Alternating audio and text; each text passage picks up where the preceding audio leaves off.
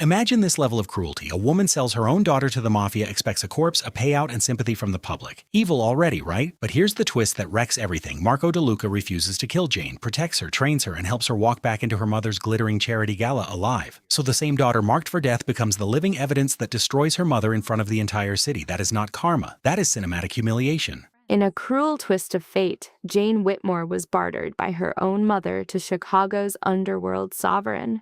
Her life had a 24-hour expiration date, but a single look at her battered face from the kingpin, Marco DeLuca, and the entire scheme begins to unravel.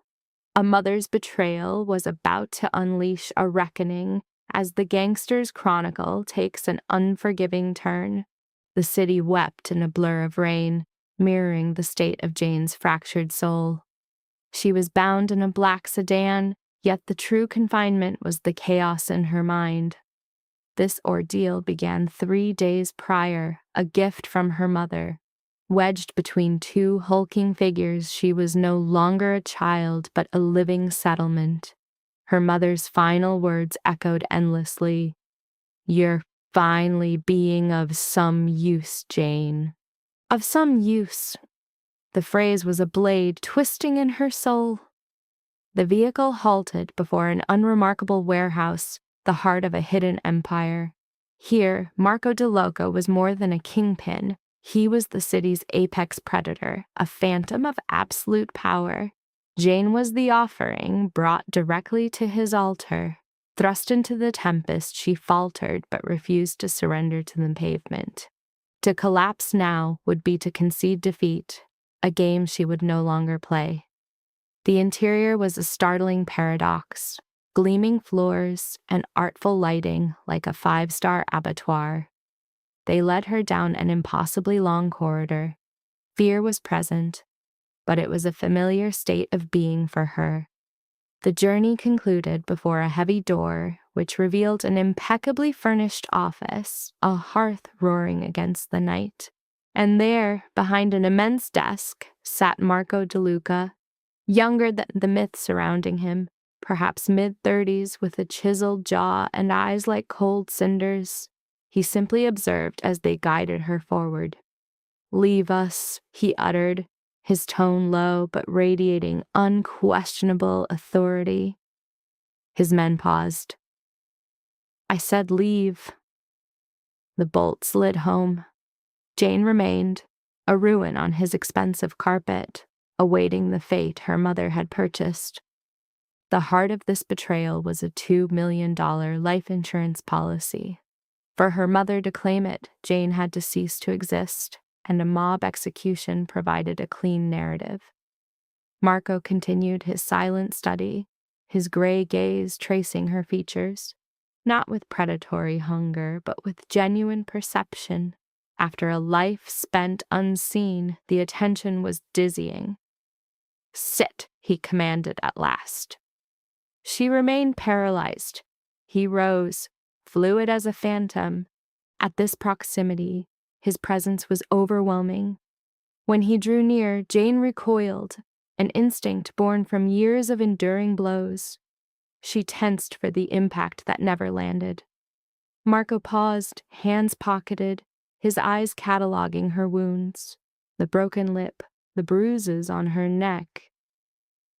"Who did this?" His voice, still quiet, now held a serrated edge. Jane's throat was dust. "I asked a question," he pressed. "My mother," she breathed. Those 2 words remained in the air, heavy with unspoken horror. Marco's expression was an impassive mask, yet his jaw tightened. He extended a hand with deliberate slowness, as one would to a startled creature. The tenderness of his touch on her chin was a shock that made her jolt. He angled her head toward the light, assessing the harm with a cool, detached gaze. As he released her, she nearly collapsed. "Sit," he repeated. This time she complied. She sank into a leather chair, her body racked with tremors. Marco returned to his desk, decanted an amber liquid into a glass, and placed it before her. "Drink this."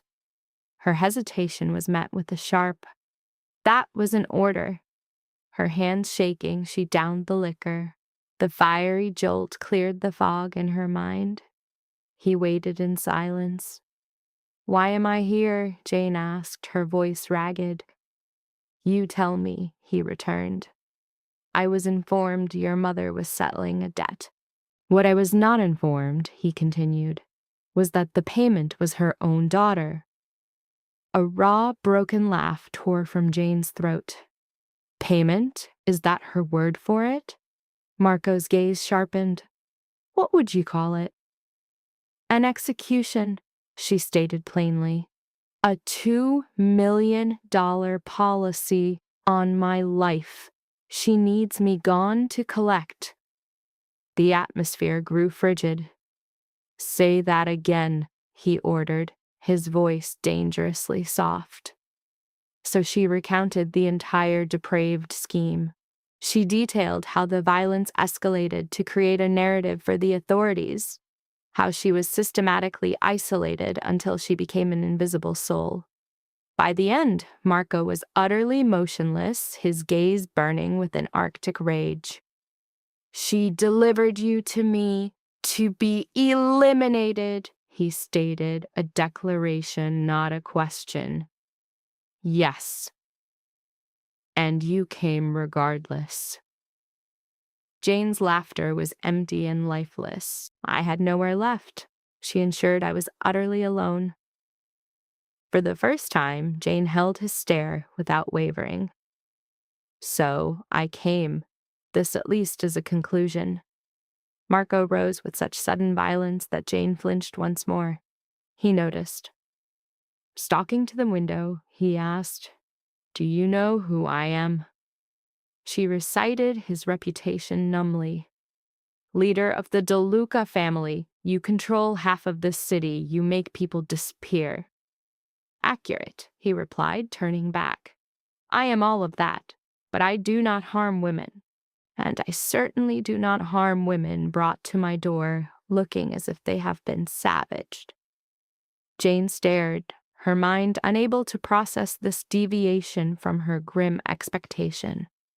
"Then what will become of me?" A chilling smile touched Marco's lips, devoid of any heat. "I am going to make your mother curse the day of her birth. But before that, I have a question." She could only nod, her throat tight. "Do you want to live, Jane?" The query struck her with physical force. No one in 26 years had ever asked. The word would not form. "I honestly don't know." He rested against the desk. "This is what will happen. You will remain here tonight. You'll have food, a bed, medical care. I will ask you again tomorrow. If you answer yes, we will form a plan. Together." "Why?" The question tore from her throat. "I am worth nothing." "You are a woman who entered the heart of the beast's lair with no alternative. That requires courage," he said, and for a moment seemed almost human. "And your mother erred gravely by attempting to use me as her private executioner. Being used is an affront I take personally, so consider this me rectifying a slight." Jane's hands began to tremble again, not from terror, but from the terrifying dawn of hope. He pressed a button, and a severe woman dressed in black appeared. "Elena," Marco instructed, "escort Jane to the guest suite. Summon Dr. Ramos." Elena gave Jane a swift, appraising glance. Immediately, rising, Jane faced the man meant to be her end. "I don't understand you," she whispered. A faint smile brushed Marco's lips. "Perhaps, but first you must survive long enough to try." Elena then guided her through corridors from a gangster film, the art on the walls worth a fortune. The lift doors opened to a suite that dwarfed her former apartment. Vast windows, an immense bed, and an expansive bathroom. All of it was flawless. "You will find necessities in the closet," Elena informed her, her tone professional yet not cold. Clothing, toiletries. For any other needs, use the bedside telephone and dial 1. It will be answered. Jane could only nod in a daze. Elena paused at the threshold. My personal physician will arrive in 20 minutes. She will not press you for answers. All Jane could offer was a faint, thank you. For an instant, Elena's demeanor softened, a flash of maternal warmth in her eyes. You are safe here. What they ingrained in you is false. Marco DeLuca is a complex man, but he does not prey on the innocent. The lock clicked, leaving Jane in solitude, as rainwater from the storm outside began to pool on the polished floor.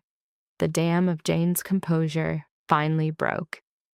She stumbled into the bathroom just as a lifetime of suppressed anguish tore from her throat in a primal scream. Collapsing onto the cold tiles, she drew her knees to her chest and wept until only a hollow stillness remained. The quiet that followed was not one of emptiness, but of a desolate calm. When she peeled away her soaked dress, her reflection in the glass held her captive. The damage was a constellation of violence, dark galaxies of purple and yellow blooming across her skin, her arms, her throat, a split lip, a swollen eye, the canvas of a brutal conflict. This was her handiwork, the personal hell she had forged. A bath was a concession to her exhaustion. To stand felt an impossible task. The water was a searing heat, a clean pain she welcomed as she sank into its embrace, letting it penetrate deep into her weary bones. She lingered until the water turned to ice and her skin wrinkled, until a faint ember of resilience began to glow within her once more. The doctor, a woman in her 50s with an observant gaze and a professional air, arrived precisely on time. Her assessment was gentle, her hands sure as she quietly chronicled the extent of the harm. 2 fractured ribs, severe contusions, dehydration, the kind of injuries that would fade. You possess a resilience, Dr. Ramos observed. That is not immediately apparent. Many would have shattered under less. Jane felt not strong, but fragile, held together only by defiance. Still she nodded. Once the doctor departed, Elena returned with broth and bread. She ate mechanically, tasting nothing, simply because she knew she must. Elena cleared the tray and lowered the lights. You must sleep, she advised. Tomorrow will be significant. Jane slipped between sheets of impossible softness. The sense of being an imposter in this life should have overwhelmed her. Instead, she recognized an emotion she had long forgotten. She found peace, plunged into a deep sleep as the rain tapped a rhythm on the glass and the city dissolved into a soft glow. For the first time in an age, she wasn't dragged under by visions of drowning. Dawn crept in with a gentle haze and the scent of fresh coffee. Jane awoke with a jolt, her heart racing until she remembered her surroundings.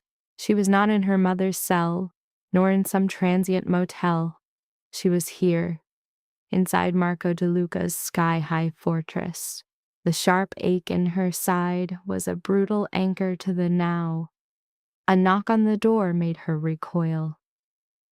It is Elena, a gentle voice announced. Come in. Elena appeared, bearing a tray of coffee and breakfast. Mr. DeLuca wishes to speak with you after you have eaten, when you're prepared. What is the time? Just past 9 o'clock. She had slept for almost 12 hours. She ate under Elena's watchful eye. Understanding refusal was not a choice. The coffee was potent, the fruit crisp, the pastry divine.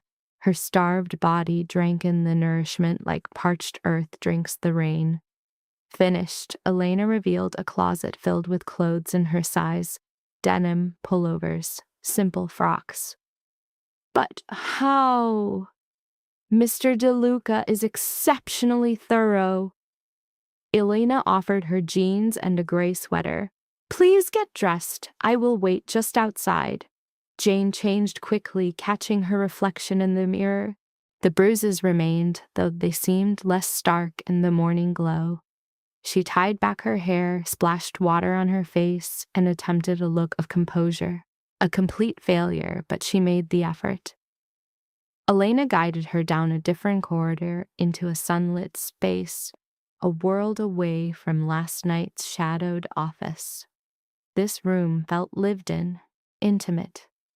One wall was lined with books. A large sofa faced a private balcony. At a small table, Marco DeLuca sat reading a newspaper, a cup of coffee at his side. He glanced up at her entrance. Sit. And just like that, Elena vanished. Jane took a seat. Marco folded his paper with precision and set it aside. His expression was unchanged, his eyes still taking her measure. How do you feel? Like I was struck by a truck. Blunt and accurate.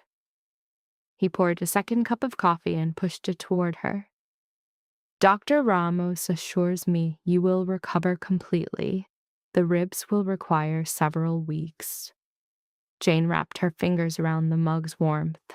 Why are you helping me? I explained that last night. No, the real reason. What do you want in return? Her tone had a new edge, a sharpened defiance. No one offers this kind of aid for free. Marco leaned back, folding his arms. She steeled herself for his anger, but a faint smirk touched his lips. You are far more perceptive than you let on. I had to be. In my mother's world, naivety is a death sentence. A valid point. He lifted his cup. This is the truth, Jane. Your mother attempted to betray me. She orchestrated a plot to frame me for your death, allowing her to collect a fortune while I took the blame. I do not appreciate such things. So yes, there is a price. I require your assistance to ensure she is held accountable, but I will not compel you. You can leave through that door this instant if you choose. I will provide you with funds, a new identity, a fresh start, no obligations. Jane's throat constricted.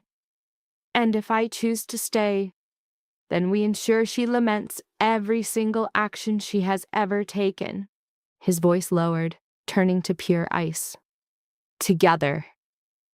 The word lingered between them, a binding promise.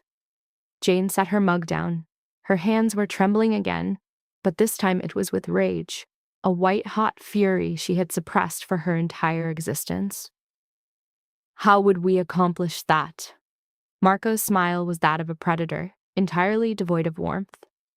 First, we announce to the world that you are alive. We make it known you are under my safeguarding. That action alone is a declaration of war. Second, we unearth evidence of all her deeds, every fraud, every deception. And third, he paused, his gaze hardening, we dismantle her reputation before the high society fools she adores. We will strip her of all she holds dear. Her name, Jane breathed. Precisely. She will hunt me. It is what she does. Let her attempt it. The statement was like silk wrapped around steel.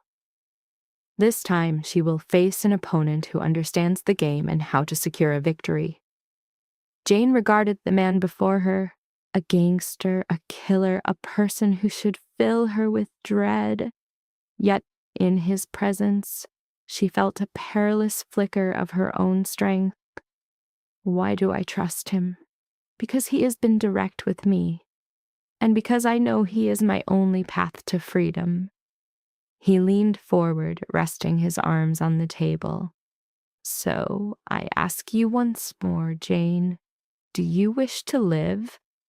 The answer tore from her, yes. Good. Marco rose, extending a hand. Then let us begin. Jane accepted his hand. His grasp was firm, a warm, reassuring anchor. And for the first time in 26 years, she felt she was touching an ally instead of a foe, perhaps even a friend. The storm had passed. Beyond the window, Chicago was luminous under the sun, clear and brimming with potential. Jane had become a master of being unseen, unheard, a ghost in her own life. But in that moment, her hand held by Marco DeLuca, something inside her fractured open. She was finished being a secondary character, and her mother was completely oblivious to the hurricane bearing down on her. The lessons began that afternoon as Marco escorted her to a smaller, more intimate room with a glass wall overlooking a serene garden. A table at the room's center was buried beneath a mountain of files, photographs, and legal documents. Jane recognized her mother's script on several items, and her stomach clenched.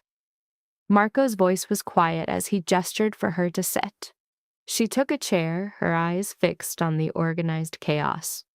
"What is all of this?" "The architectural plans of your mother's life.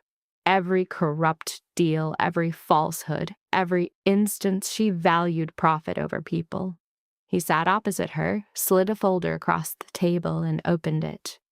Inside lay the proof: bank records, images of endorsed checks, wire transfer receipts. The woman was embezzling from the charity she managed. 10,000 here, 20,000 there. Amounts small enough to escape notice, but large enough to fund a hidden life. Jane's hands tightened into fists.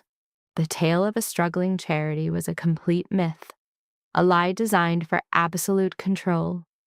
Marco pushed another file toward her. Her mother was managing 3 different accounts through shell corporations, had funds stashed in the Caymans, and even held title to a Miami condominium purchased with illicit money. He tapped a document. "Your mother is sitting on close to $8 million, all of it siphoned while she made you feel like a burden." Jane's reality began to splinter. She gripped the table, the venom of betrayal flaring within her. 8 million. Amassed while she survived on 3 rotating outfits, ate instant noodles like a delicacy, and was perpetually told she was a weight on everyone. Why? The question was a mere whisper. What was the point? To keep you tethered? Marco's voice was pure frost, the tone of a man who had witnessed this type of cruelty before. Money creates choices. Choices provide power. She made certain you had none. Jane could only stare at him, her vision blurring with tears she would not allow to fall. "And the insurance policy?" Marco then presented another, much slimmer file. It held a copy of the contract, $2 million, with Jane as the insured and her mother as the beneficiary. The entire arrangement had been made just 4 months prior. "She put this in motion just after your 26th birthday," Marco explained. "The very moment you were no longer her legal ward, old enough that your sudden demise would not provoke too many difficult questions." This was her entire scheme. It wasn't an inquiry, but a nauseating truth dawning on her. The puzzle pieces crashed together with brutal clarity. The relentless cruelty, her mother isolating her from the world. It all wove a narrative where her death would be a tragedy, yet not unexpected. "How long have you known this?" "Since last evening. I began my research after you lost consciousness." Marco shut the file.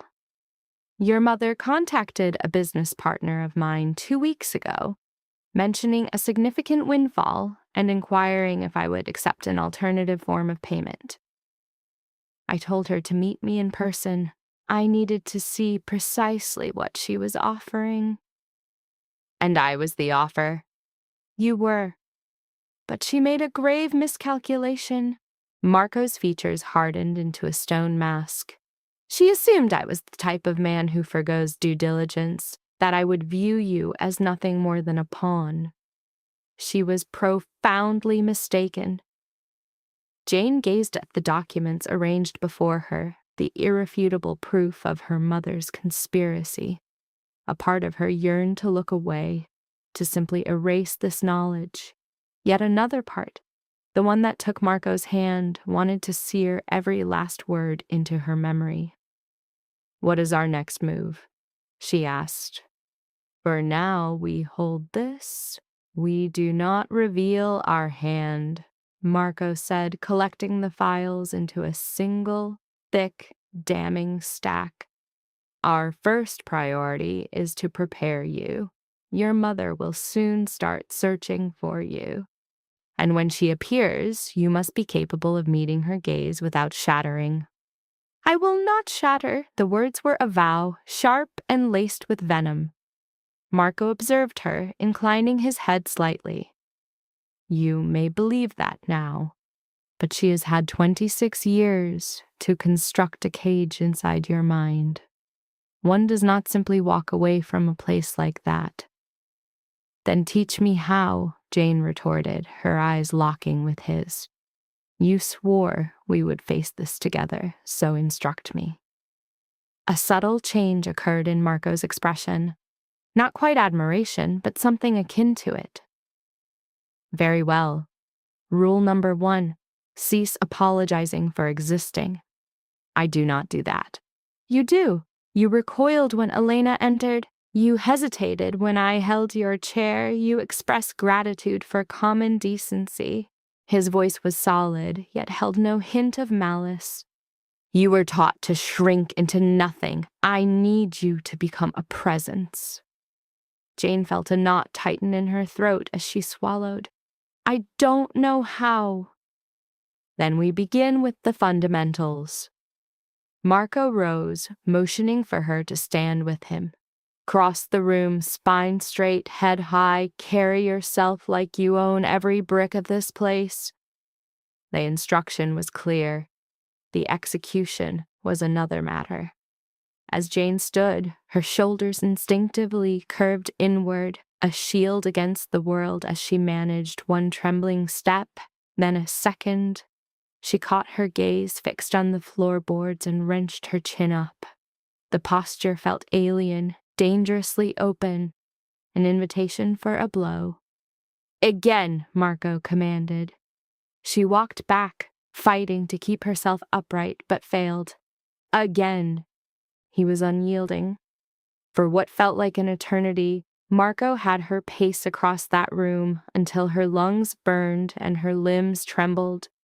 Each time her posture broke, he corrected her. Each time her gaze fell, his voice sliced through her thoughts. The ordeal was agonizing, humiliating, and in some strange way it was setting her free. At last he raised a hand. "Better. It's not perfect, but it is better." Jane sank into a chair, her breath ragged. "Will this ever feel less difficult?" "In time. You're unlearning a lifetime of conditioning. That will not happen overnight." Marco poured her a glass of water. "But you're showing more resolve than most ever could." "Most weren't raised by the woman I was." "A fair assessment." He passed her the glass. "And that is precisely why you will weather what is coming." Jane drank, the cool liquid a balm on her raw throat. "And what is that?" "You will learn to fight, not just with your hands, though that is part of it, but with your words, your stance, your very being, with the strength to meet someone's gaze and show them you are not prey." Marco rested his hand on the table. "Fear is your mother's chosen weapon. We are going to disarm her." "How?" "By making you impossible to touch." The word lingered in the space between them, an invisible coat of armor, untouchable. It sounded like a fantasy, but no more so than plotting against her mother from inside a crime lord's stronghold. "When will she learn that I survived?" Jane whispered. "Shortly. I'm arranging for a message to be delivered this afternoon." Marco's smile was a thin, sharp line. Nothing overt, just a subtle indication that her most recent venture did not proceed as she had intended. A frantic rhythm started in Jane's chest. She will come for me. It's likely, and when she arrives, you will be prepared. He pushed away from the table. Come, there is an introduction I need to make. They departed the office, moving through more corridors. Jane tried to build a map of the estate in her mind before they entered an elevator and descended 2 levels. When the doors slid apart, she was in a private gymnasium filled with weights, heavy bags, and training mats. In the center of the space, a woman in athletic wear was delivering a volley of brutal, punishing kicks. She paused upon seeing them, her breath coming hard, her dark hair bound in a tight braid. She appeared to be in her 30s, built with formidable strength, and her skin bore the faint lines of old battles. Jane, I'd like you to meet Risa, Marco said. She will be teaching you how to stay alive. Risa's gaze swept over Jane, a cool, professional appraisal. Have you ever been in a real fight? Never when I didn't lose. Good. That means you have no terrible habits for me to break. Risa took a towel, wiping her brow. We start at the beginning. Stance, movement, and how to throw a punch without shattering your own knuckles. Understood? Jane could only manage a nod, her mouth suddenly parched. Excellent. Go get changed. You'll find what you need in the locker room. Riza gestured to a door across the gym. And leave your fear there. It has no use for you anymore. Marco placed a hand on Jane's shoulder, a firm, grounding pressure. You can do this. Jane doubted he was right, but she went to the locker room regardless, changing into the perfectly fitting training clothes left for her. She emerged feeling like a complete imposter. Riza was waiting, her concentration absolute. All right, Riza stated. Let me see your fighting stance. Jane had no idea what that was. She stood awkwardly, her weight on one foot, her arms limp at her sides. Riza began to circle her like a predator. You need a foundation, feet apart, knees bent, hands up to guard your face. Risa assumed the position, and Jane mirrored her. An improvement. Now, if someone seizes you, what is your first reaction? To run. Incorrect. Well, not entirely. Escape is the objective, but when you cannot... Riza lunged with startling swiftness, her hand closing around Jane's wrist. Jane's instinct was to recoil, a move that made her stumble. You see, you pull away the universal response. Instead, you advance, you eliminate the space, and you neutralize their advantage. She guided Jane through the counter in slow, deliberate steps. Jane fought to obey, her mind rebelling against 26 years of conditioning to retreat from any sign of danger. It felt unnatural, like walking deliberately into a snare while every instinct screamed at her to flee. Again, Riza commanded. They practiced it relentlessly. Simple techniques, basic defenses, methods to shatter an opponent's hold. Every blow landed like a hairline fracture, but Jane absorbed the pain. Risa was an unforgiving instructor, adjusting her form and pushing Jane to her limit without shattering her.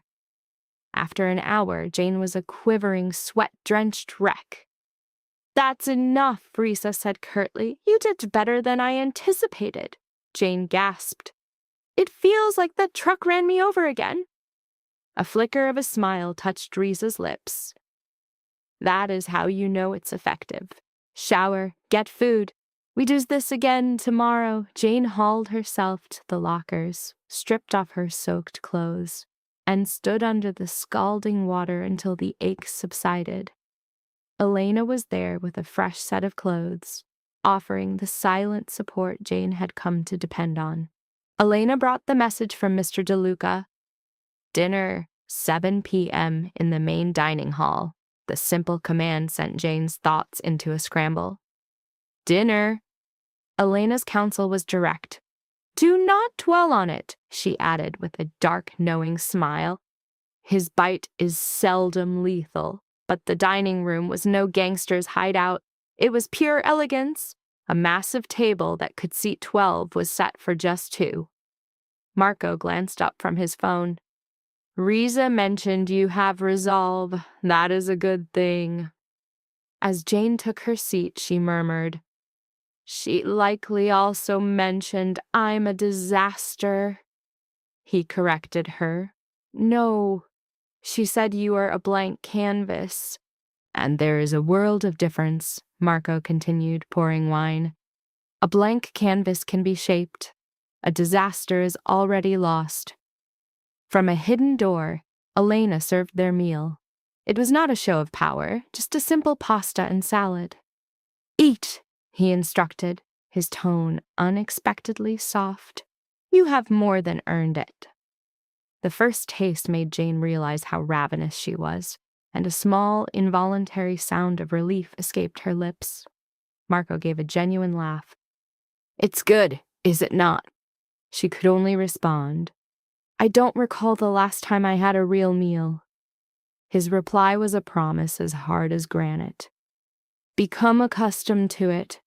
Rosa, who has cooked for me for 10 years, takes it as a personal insult if her food goes uneaten. They ate in a thick silence that Jane assumed he would pierce with an interrogation. But he just ate his meal, refilled her glass, and allowed the quiet to expand. Finally, she broke. Why are you being kind to me? Marco considered this. You believe this is kindness? When she affirmed, he clarified for her. This is a transaction. You are of no use to me in your current state. He then revealed the true motive. But if you are asking why you are not just another expendable piece in my game, it is because I have no need for you to be. Your objective is my objective. We both want the very same thing. Why introduce complications? Jane noted that men in his position did not typically work that way. I am not like most men, he countered, his gaze turning to ice. He outlined his principles. I derive no pleasure from harming those who have not invited it. Your mother has a debt to pay. You do not. The word struck her deeply. I don't know how to do any of this, she confessed. You are already doing it, he said. She admitted her terror, but he saw it as a tool. Good. Fear will keep you focused, but you cannot allow it to control you. There is more fight in you than you know. Her voice was a thread. Everyone says that, but I cannot feel it. I feel as if I am one misstep away from shattering completely. His response was brutally straightforward. Then shatter, but do it here, within my walls, where she is not able to witness it. That stark honesty landed with more force than any sympathy could have. She was not looking at a savior, but at another survivor. A soft question formed on her lips. Did you have someone to teach you this? Marco's expression became unreadable. After a moment, he replied, My father. His methods were not kind, but they were efficient. When she asked if his father was like him, his answer was a one-word chronicle of horror. Worse. He built his kingdom on fear. I learned quickly that fear is a weak foundation. It holds only until someone finds their courage. So that is our strategy? To make my mother afraid? Jane questioned. No. Marco corrected her, a razor-thin smile appearing. Our strategy is to make her insignificant. Fear is the source of her power. We are going to sever her from it. The concept was not mere revenge. It was complete erasure, the ultimate retribution for a mother who had tried to render her daughter invisible. After their meal, Marco escorted her to the elevator, his face once again a closed book. "Get some sleep," he told her. "Tomorrow will be more demanding." When she asked in what way, he remained intentionally elusive. "You will discover it soon enough." The elevator doors shut, concealing his cryptic expression. Within her room's four walls, she collapsed onto the bed. Her old cracked phone rested on the nightstand, a specter she'd been too terrified to summon. But she had no choice now. A tremor ran through her hand as she powered it on. The screen awakened with a brutal history of her hunt. 17 missed calls and 12 messages from her mother. Each text was a masterwork of corrosion, swinging from venomous demands to calculated guilt. The last from this morning was a stark vow of retribution. "I know where you are. This will not end well for you." A knot of pure ice tightened in her gut as she read the words on a loop. The realization struck her like a physical blow. Her mother knew.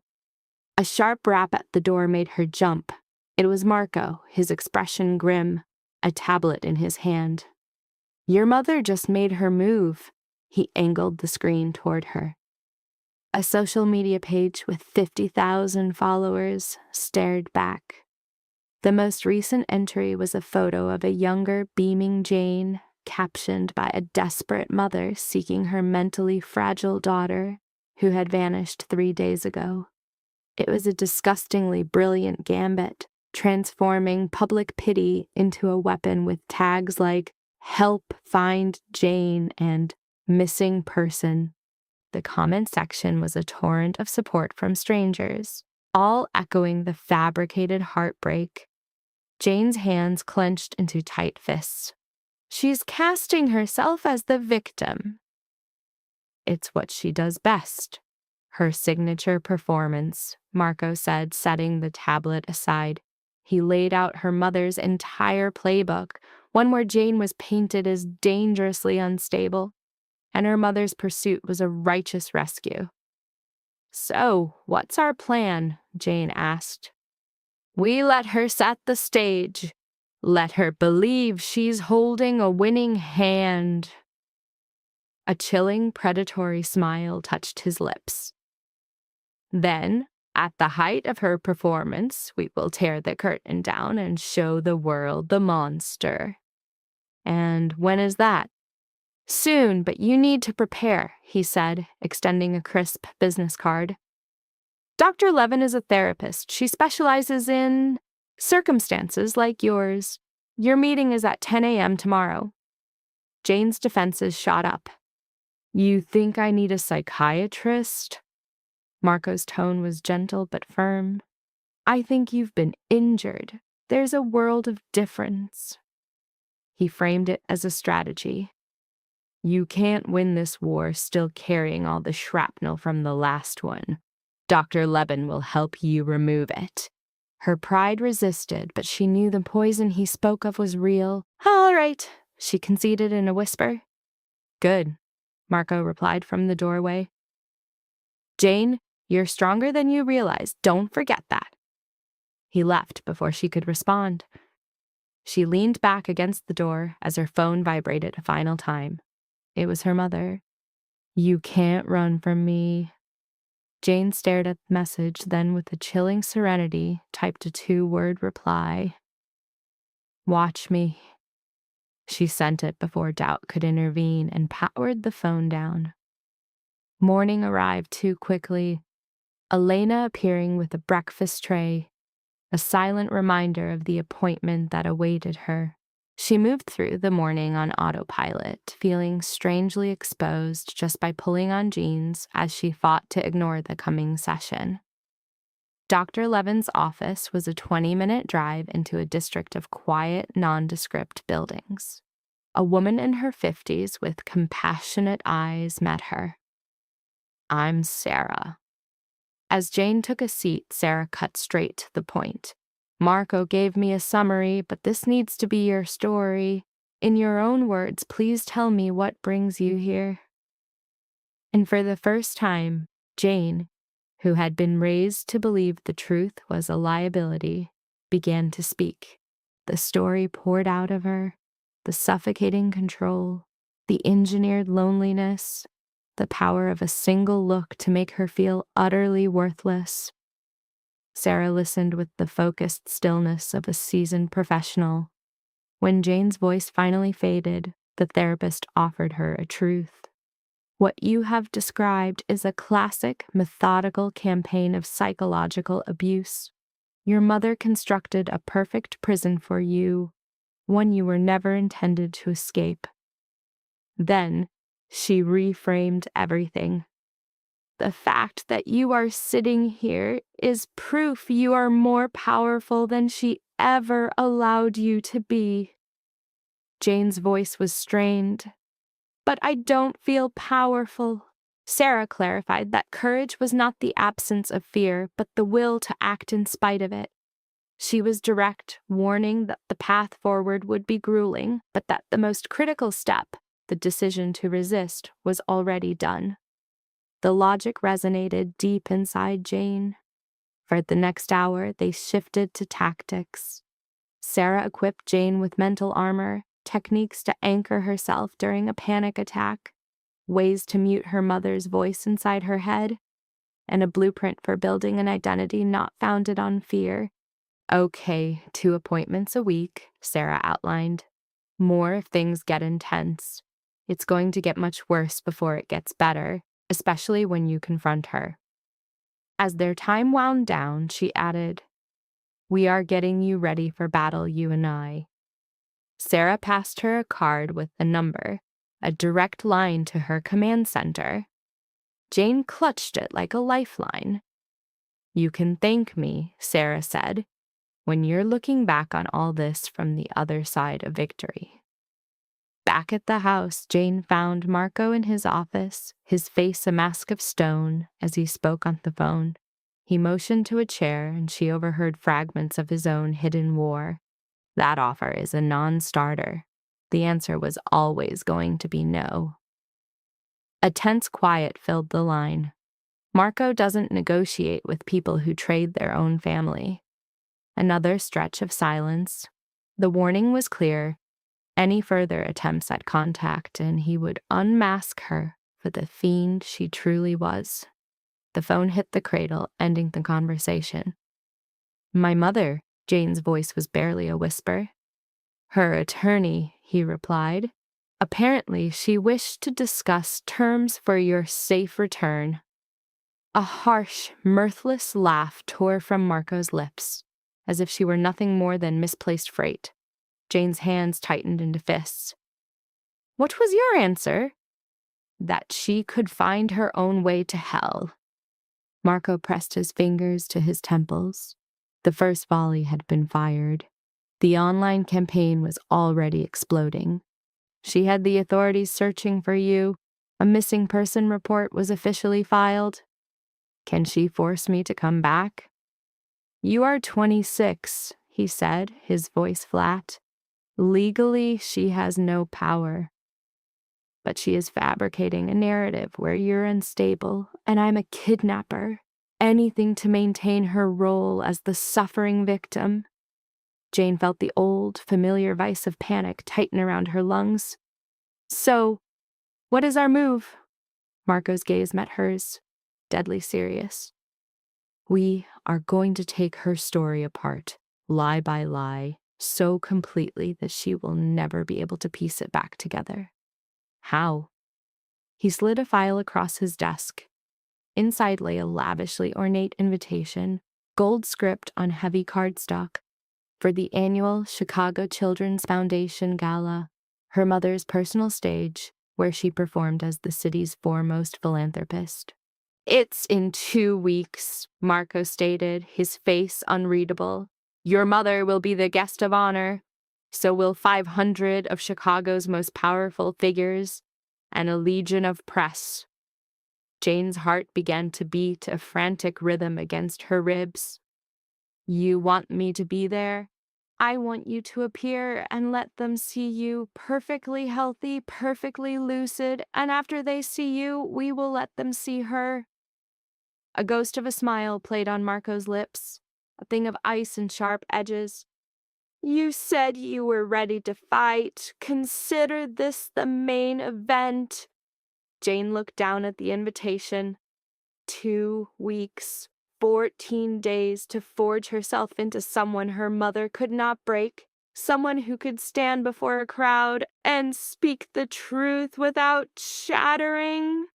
The entire prospect felt impossible, but so had taking a full breath just a few weeks prior. "Okay," she exhaled. "Let's get started." Marco's stern features relaxed, betraying a brief flash of what looked like admiration. Then, the training begins. The following 14 days became a hyper-focused blur. Jane's existence settled into a new, demanding cadence. Unsettling at first, but essential for survival. Her mornings were spent with Risa at the gym, learning how to own a space rather than shrink from it. Afternoons were with Sarah, excavating the psychological ruin of her past. Her evenings were reserved for Marco, who provided a crash course in the brutal theater of Chicago's high society. "Identify this man," Marco would demand, displaying a photo of a man with silver hair and an expensive suit. Jane's response was immediate. "Richard Carmichael. He owns 3 hotels downtown, is on my mother's charity board, married too young, and has a severe gambling habit." "Very good. And this woman?" A second photo appeared, this one of a woman with sharp features and an assessing gaze. "Patricia Weston, a real estate magnate. She loathes my mother behind the cordial facade.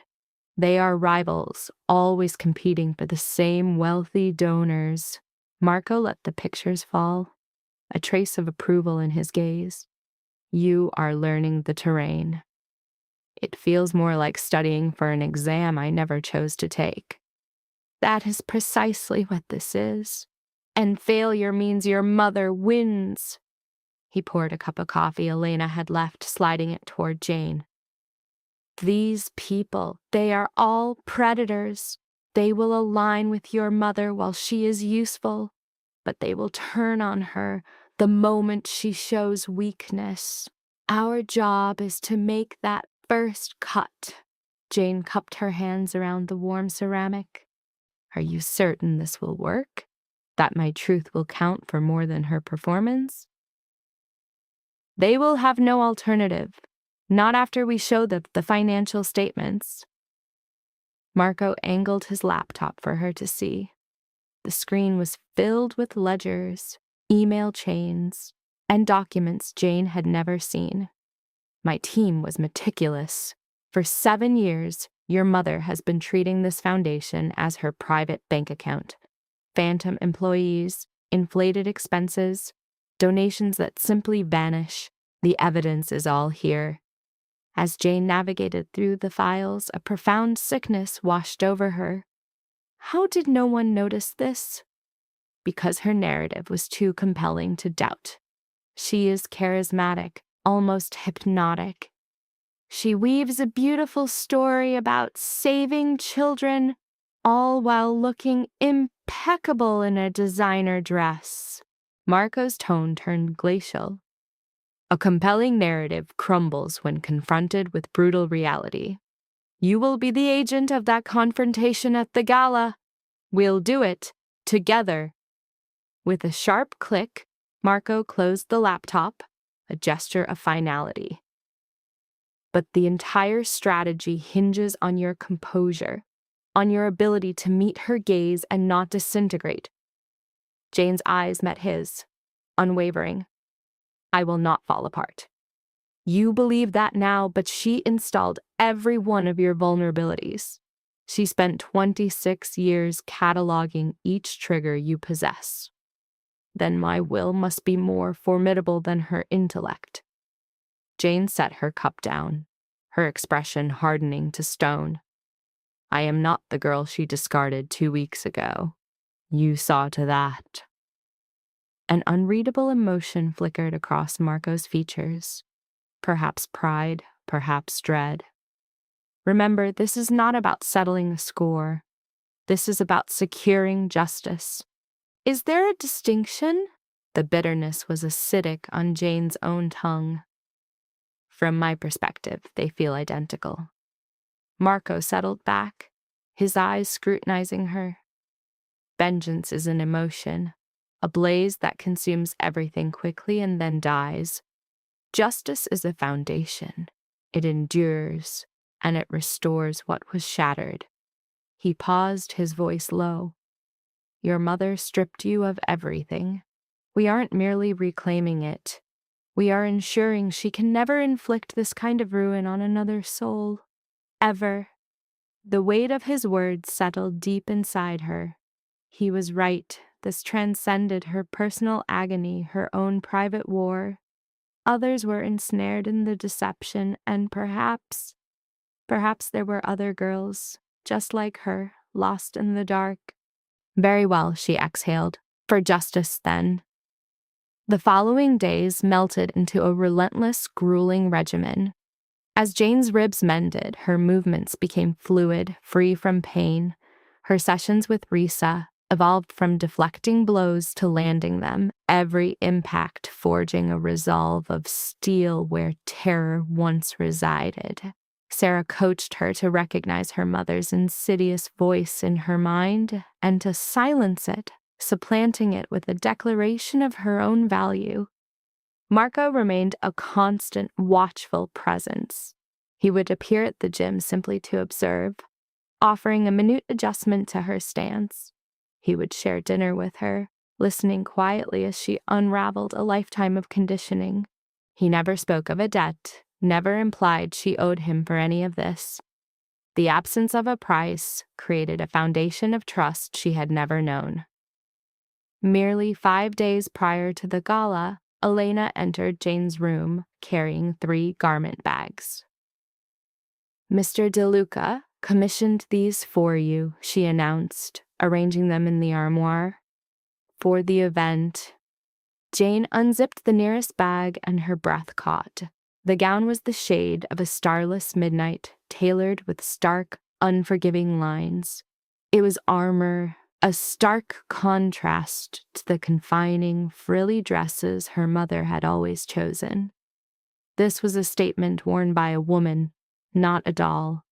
It demanded reverence without uttering a single sound. It's magnificent, Jane murmured. Try it on. We need to confirm the tailoring. The silk glided over Jane, settling against her like a second skin. It wasn't constricting, but it felt powerful. She faced the mirror and saw an unfamiliar woman. The last of the contusions had softened into faint, yellowed echoes. A professional had shaped her hair, giving it form instead of chaos. She appeared as someone of consequence. He has impeccable taste, Elena observed, adjusting a nearly invisible seam. He always has. Jane pivoted, studying this new reflection. What is his true motivation for doing all this? Elena's expression clouded almost imperceptibly. That is a story for him to share. But if I were to venture a guess, you remind him of someone, or perhaps a part of himself from a very long time ago. Elena explained it with grave seriousness. Listen, Mr. DeLuca isn't some random benefactor, but once he commits, his dedication is absolute. You've hit the lottery. Jane felt anything but victorious. You're still standing, aren't you? And you're on the verge of utterly demolishing the person who tried to erase you. That isn't the lottery, kid. That is a resurrection. When Elena departed, Jane confronted the mirror again. The woman looking back was a queen of ice, a complete reversal of the shattered person from 2 weeks prior. Yet beneath the couture fabric and flawless coiffure, she felt it. a cold, constricting knot of sheer terror biding its time. What if the sight of her mother caused her to simply seize up? What if the entire fortress of retribution she had constructed simply turned to dust the moment they shared the same air? A rap on the door broke her reverie. It was Marco. Jane admitted him. He wore his customary tailored suit, but his stoic mask seemed slightly askew. Elena mentioned the dress fit perfectly. It does. Thank you. He dismissed her gratitude as if it were trivial. That is not what's important. There is something you must see. He guided her to a different floor, past a door secured by a keycard and a thumbprint scan. The chamber within was like a scene from a spy thriller, a constellation of monitors, humming servers, and 2 technicians who offered a silent nod. "This is our nerve center," Marco stated. "The place where we orchestrated the gala operation. You need to witness this now to be ready." A young analyst brought a file to the primary display. It was a highlight reel of utter condemnation. The presentation began with her mother's carefully curated public persona, attending charity functions, beaming for cameras, speaking of aiding the vulnerable. Then, that facade was violently torn to shreds. Financial ledgers scrolled past, flagged with crimson alerts, illicit transfers, concealed accounts, and messages detailing how to muzzle anyone who dared to question her. Next, the photographs appeared. A small, bruised Jane, school portraits where the anguish in her eyes was a voiceless cry for help. Then Marco's team deployed the final evidence. Sealed medical files, page after page, that chronicled years of systematic abuse, all of which had been conveniently dismissed. The final blow was the life insurance policy, annotated with notes that laid the true motive bare. The financial gain, the anticipated sum, the deadline. The screen faded to black. Jane's hands were shaking. "You uncovered all of this." "Much of it was already there. We simply forged the links." Marco nodded toward the technician. "This will take over every screen in the venue for 4 minutes, long enough to ruin her, but brief enough to hold everyone's attention." Jane retorted, "She will deny everything." "Denials are meaningless against such irrefutable proof." Marco's voice was like iron. "The media storm will be immediate. A formal inquiry will be certain. Her influential allies will vanish. Her entire reality is about to implode." Jane gazed at the blank monitor, recognizing it as the weapon it was. "I want to contribute something," she declared. Marco arched a brow. "What?" "A personal statement from me after the video concludes." Jane held his gaze directly. "I want to stand before that camera and state, with my own voice, precisely what she did." "Jane, that is not required." "It is, for me." Her tone was unyielding. "You spoke of justice. Justice requires that the victim's voice is heard. It is my time to speak." Marco observed her for a long, weighty moment before he gave a slow nod. "All right, we'll film it tomorrow. 1 take, no mistakes. It has to be perfect." "It will be." That evening, Jane drafted and revised her address, excising any word that hinted at weakness or rage, any trace of the broken child her mother had created. The finished script was stark, truthful, and utterly ruinous. They recorded it the following day. It was only her, seated, looking into the camera. No cosmetics concealed the healing bruises, no cue cards were in her hands. Only Jane, her eyes fixed on the lens. "My name is Jane Whitmore," she started, her voice unwavering. The woman you admire as the philanthropist Charlotte Whitmore is the same individual who tormented me, manipulated me, and sold my life to a stranger because she determined my death held more value than my existence. Everything you have witnessed this evening is fact. Every document, every image. This is her true nature, and my silence is now officially broken. When she was done, the room was utterly still. The cameraman muttered, "Wow," and made a swift exit. Marco stood with his arms folded, his expression inscrutable. "Was that excessive?" Jane inquired. "No, it was impeccable." His voice sounded strained. "There is no possibility of her recovering from this." "Good," Jane replied, rising at unsteady legs. "That is the entire objective." 3 days out from the gala, her mother initiated a countermove. Jane was in the training room with Reese when Elena materialized, her posture rigid. "Jane, you are wanted upstairs, immediately." The sharp quality of Elena's voice was a clear alarm. Jane trailed her to Marco's office, finding him by the window with a phone pressed to his ear, his stance tense. "I don't care what supposed warrant you possess. You will not set foot on these grounds without." He fell silent, listening. "In that case, I will meet you at the station with my counsel." He ended the call and faced Jane. "Your mother has contacted the authorities. She is alleging that I abducted you. They are outside, demanding to conduct a welfare check." A knot of cold fear tightened in Jane's stomach. Can they even do that? "They can make a legal attempt, but it will fail. You are an adult, present of your own volition. They have no grounds." Marco's jaw was set. This is her gambit. She aims to corner you, to make you choose between her and escalating this conflict. "I am not returning to her," Jane declared, her voice ringing with defiance. "Regardless of their demands, I will not leave." "Excellent. We meet this challenge directly. You will speak with the officers, confirm you are safe here voluntarily, and identify her as the true threat." Marco stepped nearer. "Can you see this through without faltering?"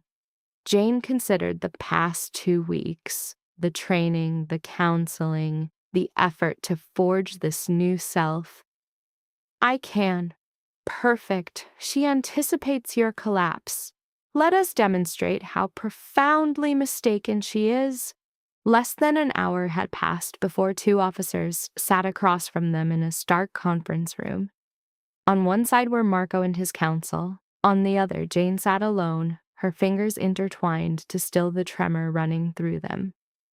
The senior detective, a woman whose eyes were etched with weariness, addressed Jane directly. "Miss Whitmore, we received a report suggesting you are being held here against your wishes. Is this accurate?" "No," Jane replied, her voice a surprisingly firm thread in the silence. "My presence here is entirely my own decision. Your mother believes otherwise. She is deeply concerned for you." A bitter laugh nearly escaped Jane's lips. "My mother is concerned with her public persona, nothing more." The younger officer shifted his weight, leaning in. "She presented your social media, noting your weeks of silence. It's unusual for someone who is safe." "What is unusual," Jane retorted, her voice sharp, "is a mother who inflicts violence on her child, then files a fraudulent report to conceal her own sins." She pushed up her sleeves, revealing the discolored remnants of bruises. "She did this to me, and far worse before. I am in this room because Marco de Luca provided me with a refuge when my own mother plotted my death." The officers exchanged a heavy glance. The woman produced a notepad. "That is a profoundly serious accusation." "It is also the undeniable truth. I possess evidence, medical files, eyewitnesses, and the life insurance policy she purchased for me. Jane's gaze met the officer's. I urge you, investigate my history. Speak with my former doctors. The pattern will become clear. For another 20 minutes, they probed her story. By the end, a deep unease had settled upon both of them. The older detective slid a card across the table. Should you ever require assistance, call this number. It is for victim services. I am already receiving assistance, Jane stated, her eyes finding Marco. I am precisely where I am meant to be. Once they were gone, the lawyer offered a thumbs up.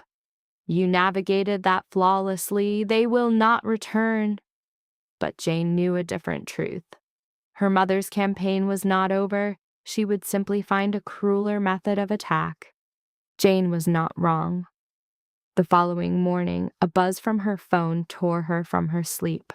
It was a fresh phone with a number known by only a handful of people. The message came from a hidden ID. Do you feel protected? Do you believe he can truly shield you? You are still my child. You will forever belong to me. The device felt like a shard of ice against her skin. She showed the text to Marco without a word. His features hardened into stone. She is prodding you, attempting to infiltrate your thoughts before the event. It's succeeding, Jane confessed, despising the waver in her voice. Marco took the phone, forwarded the message, and returned it. Her final weapon is fear. Do not grant her that victory.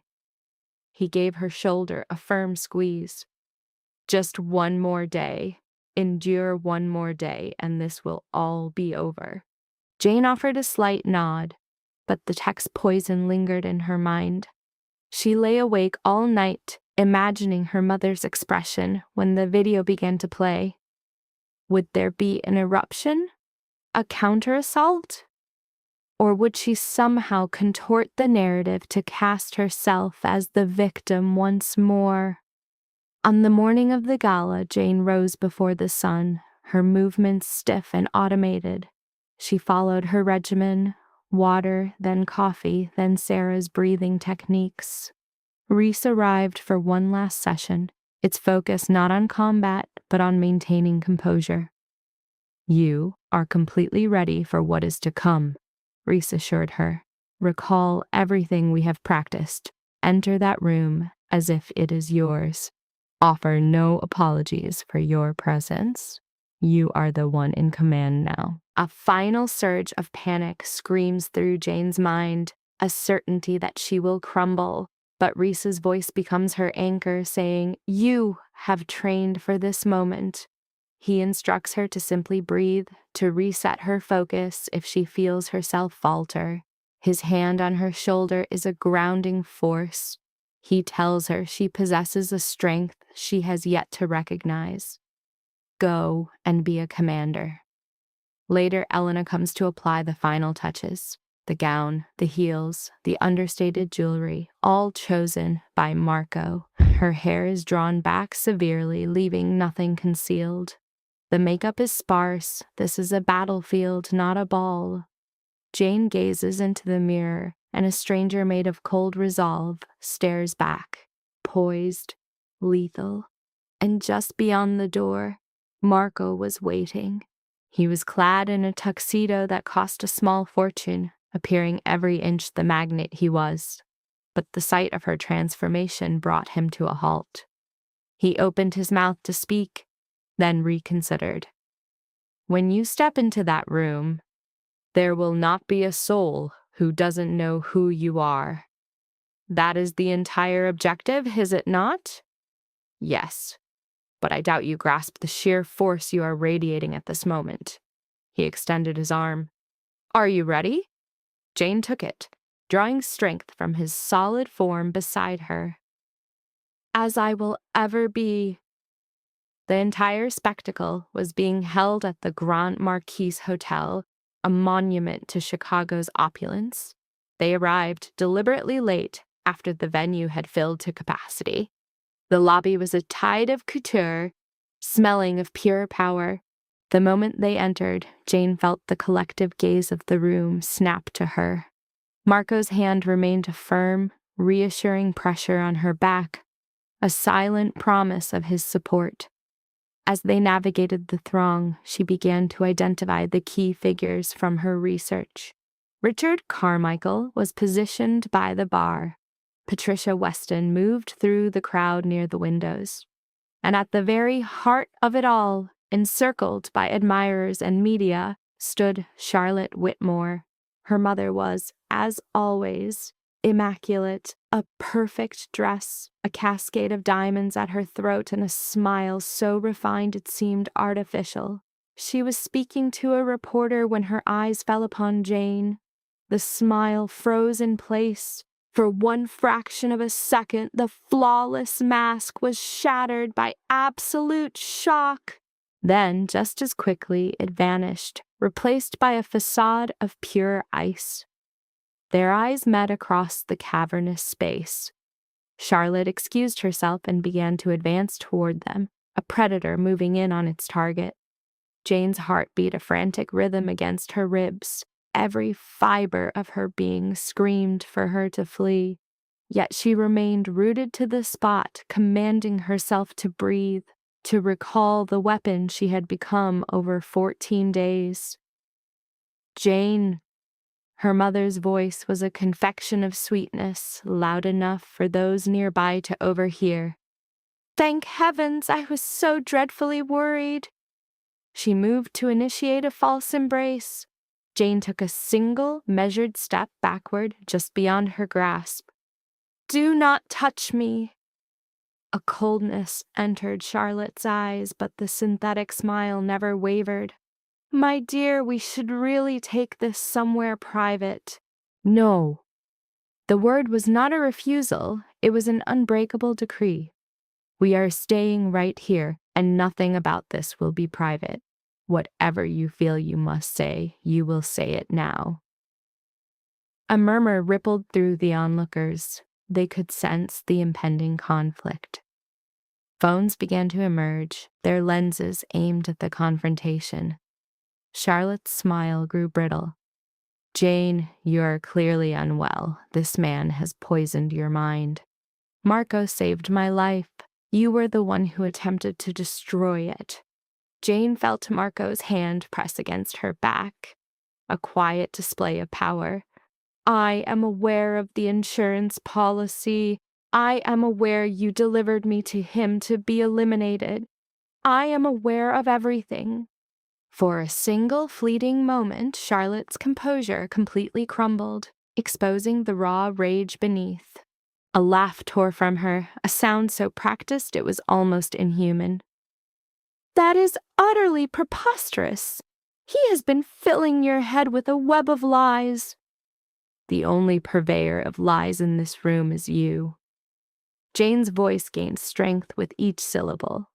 And in approximately 30 seconds, every person here will finally see the kind of monster you truly are.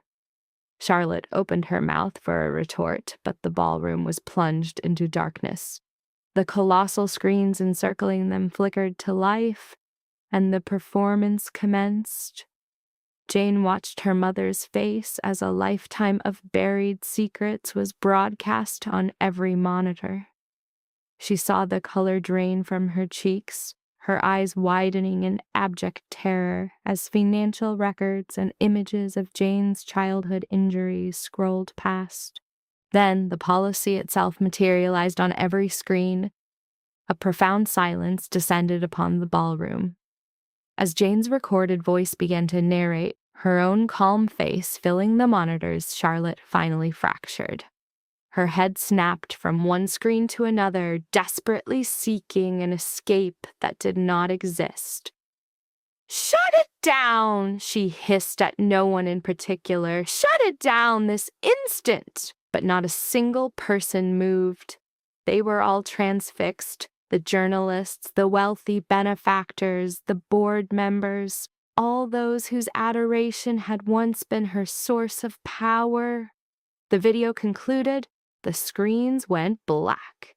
In the suffocating quiet, Charlotte Whitmore stood isolated in the center of the room, the world she had so meticulously constructed now utterly demolished. And Jane, for the very first time in her existence, was no longer afraid.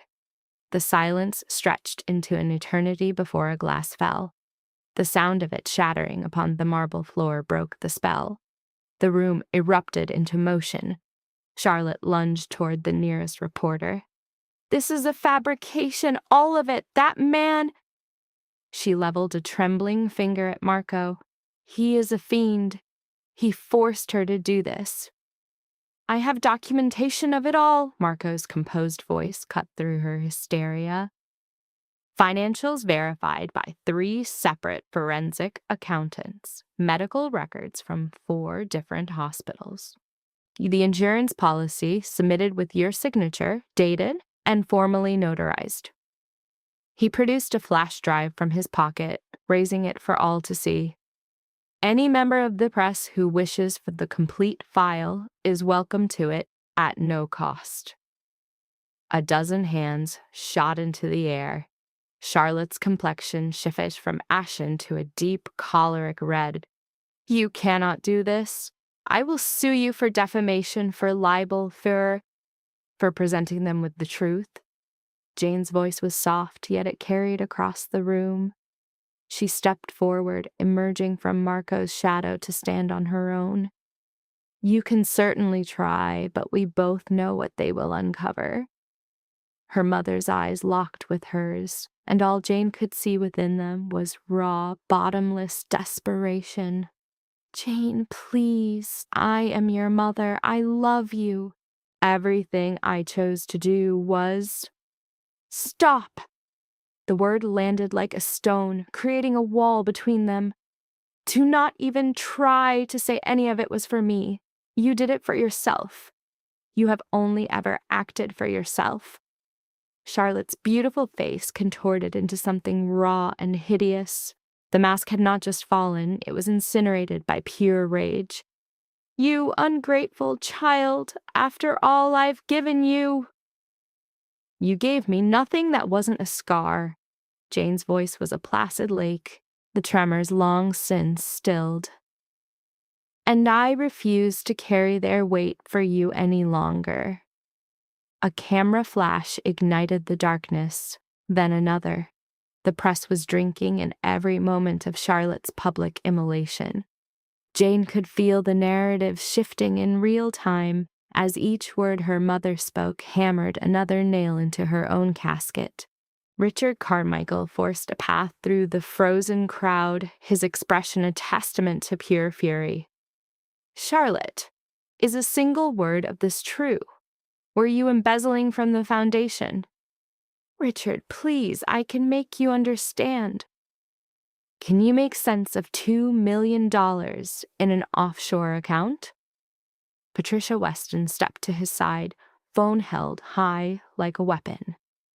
"Because my contact just sent the statements, I am staring at the wire transfers as we speak." Her smile was a paper cut. "It's truly incredible how much of our charity's funds found a home in the Cayman Islands." Charlotte's mouth fell open, a silent void where excuses used to live. Her eyes darted around the room, searching for an ally, but met only the same reflection again and again. It was a trinity of shock, disgust, and betrayal. The very people who had sung her praises just 1 hour before were now recoiling from the unfolding disaster. "This is not the end," Charlotte hissed, her venom now aimed squarely at Jane. "You believe you've won. You are a nobody. You have always been a nobody." Her finger, trembling with rage, swung toward Marco. "And when he tires of you, when he discards you like the garbage you are, you will be utterly alone. No one will ever want you." The words were tailored poison, designed to strike every one of her deepest insecurities. Jane felt that cold, familiar dread begin to bloom inside her chest. The ghost in her mind whispered that her mother's prophecy could be true. that perhaps she was worthless. But then Marco's hand covered hers, warm, solid, an anchor in a raging sea, and with that one simple touch, the rising tide of panic receded. Jane looked at her mother, truly saw her, and the towering monster of her childhood dissolved into a small, bitter woman whose power was a fragile thing, built on making others feel small. Without her weapon of fear, Charlotte Whitmore was simply pathetic.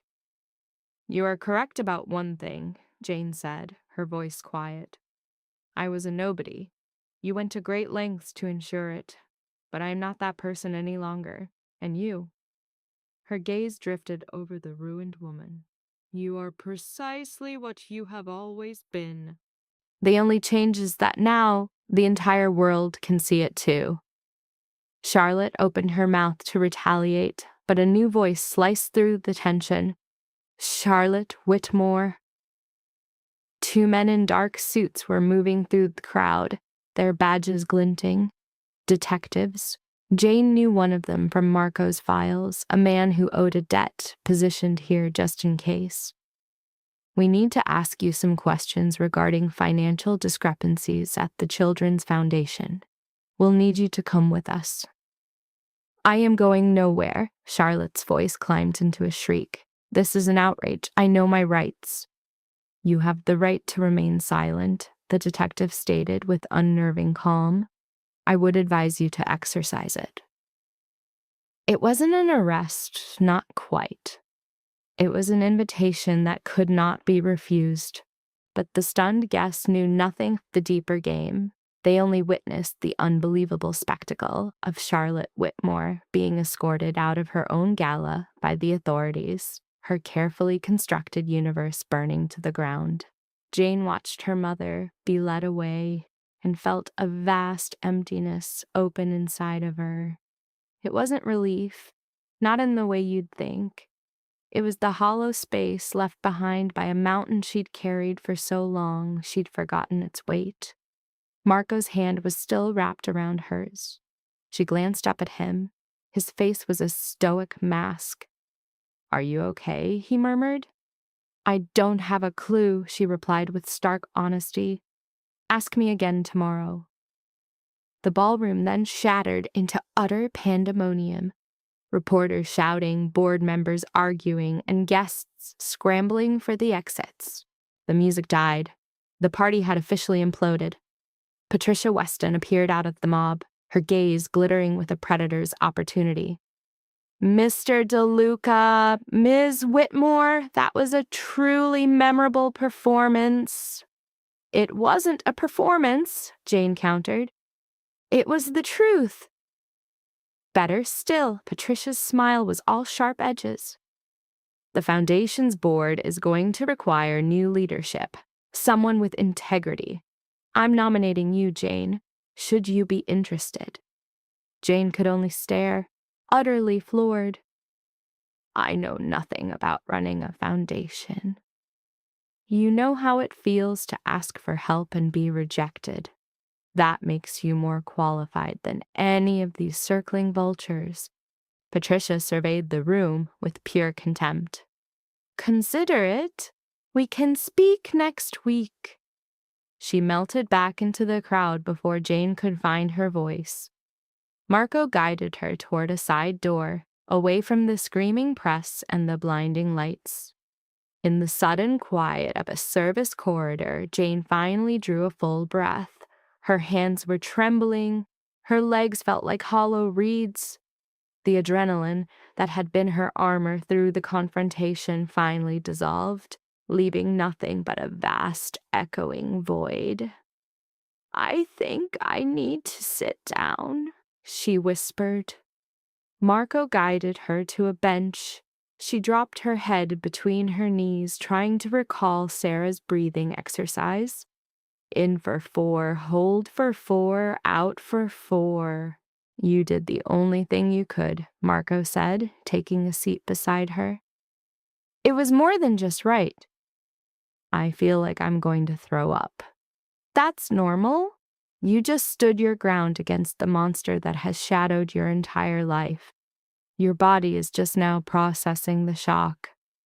A shaky laugh escaped her. Is that your professional opinion? I've had my share of confrontations. You learn to recognize the stillness after the storm. His voice was low and steady. Just breathe.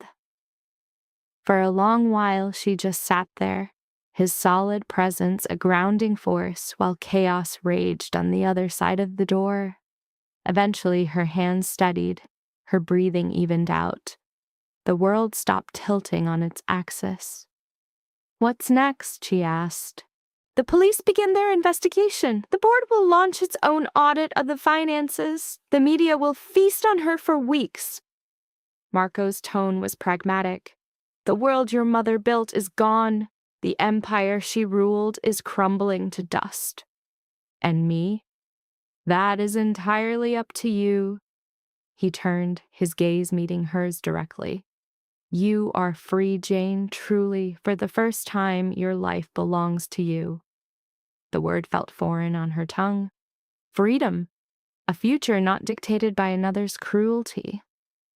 She had spent all her energy learning how to survive. She had never considered how to live. I don't know what I want, she admitted. Then it is time to find out. You have the time. Marco rose, extending his hand. We should make a strategic exit before the press finds this corridor. They slipped through a service entrance, avoiding the media circus that had laid siege to the front of the hotel. Marco's car was idling at the curb, its engine a low hum. Once inside, the vehicle merged into the river of traffic, leaving the wreckage of the evening behind them. Jane watched the Chicago skyline drift by, a beautiful confusion of a light and shadow. The city was meant to be her home, but it had only ever felt like a cage. Now, with her mother's kingdom in ruins, she wondered what it would be like to actually belong. Thank you, she said softly, here, for everything. The two words had to cover the entire impossible scope of their situation. Marco's expression remained unreadable. Don't thank me yet. The most difficult part is still ahead. What are you talking about? Your mother will fight back. She has attorneys, influential connections, and hidden reserves. This war is not won in a single battle. He held her gaze. Are you prepared for that? For a long, soul-crushing war? Jane considered it. Her mother, when trapped, was a cornered animal, using lies, manipulation, and the performance of victimhood to claw her way back to power. It would be an exhausting, brutal fight. But the woman she had been 2 weeks ago no longer existed. In her place was someone who had learned to plant her feet, to absorb a blow, and to stare back without blinking. She possessed a core of strength that neither of them had known was there. Yes, she said, her voice firm. I am ready. The car stopped in front of Marco's building. They rode the elevator up in a weighted silence, and he walked her to the door of her apartment. Get some sleep, he said. Tomorrow will bring a storm of media inquiries, legal formalities, and opportunists hoping to claim a piece of your new life. A knot of anxiety tightened in her gut.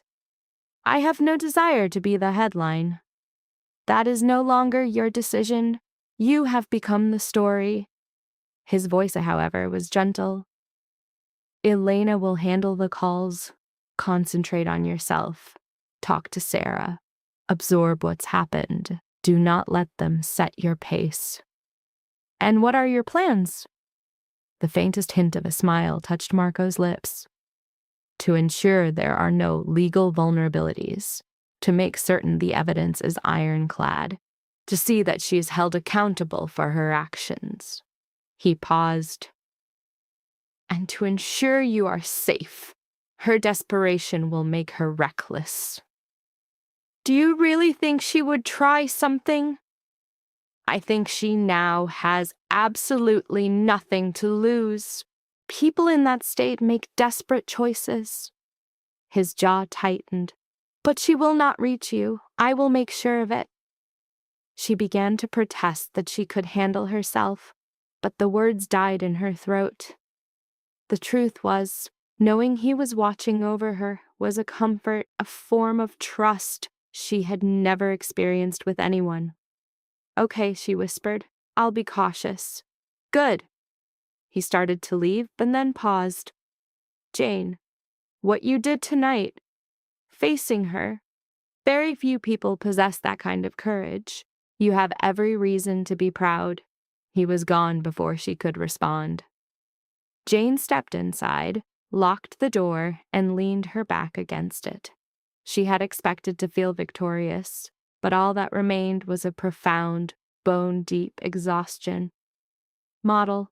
A weariness seeped deep into her marrow, turning the simple act of changing into a monumental effort.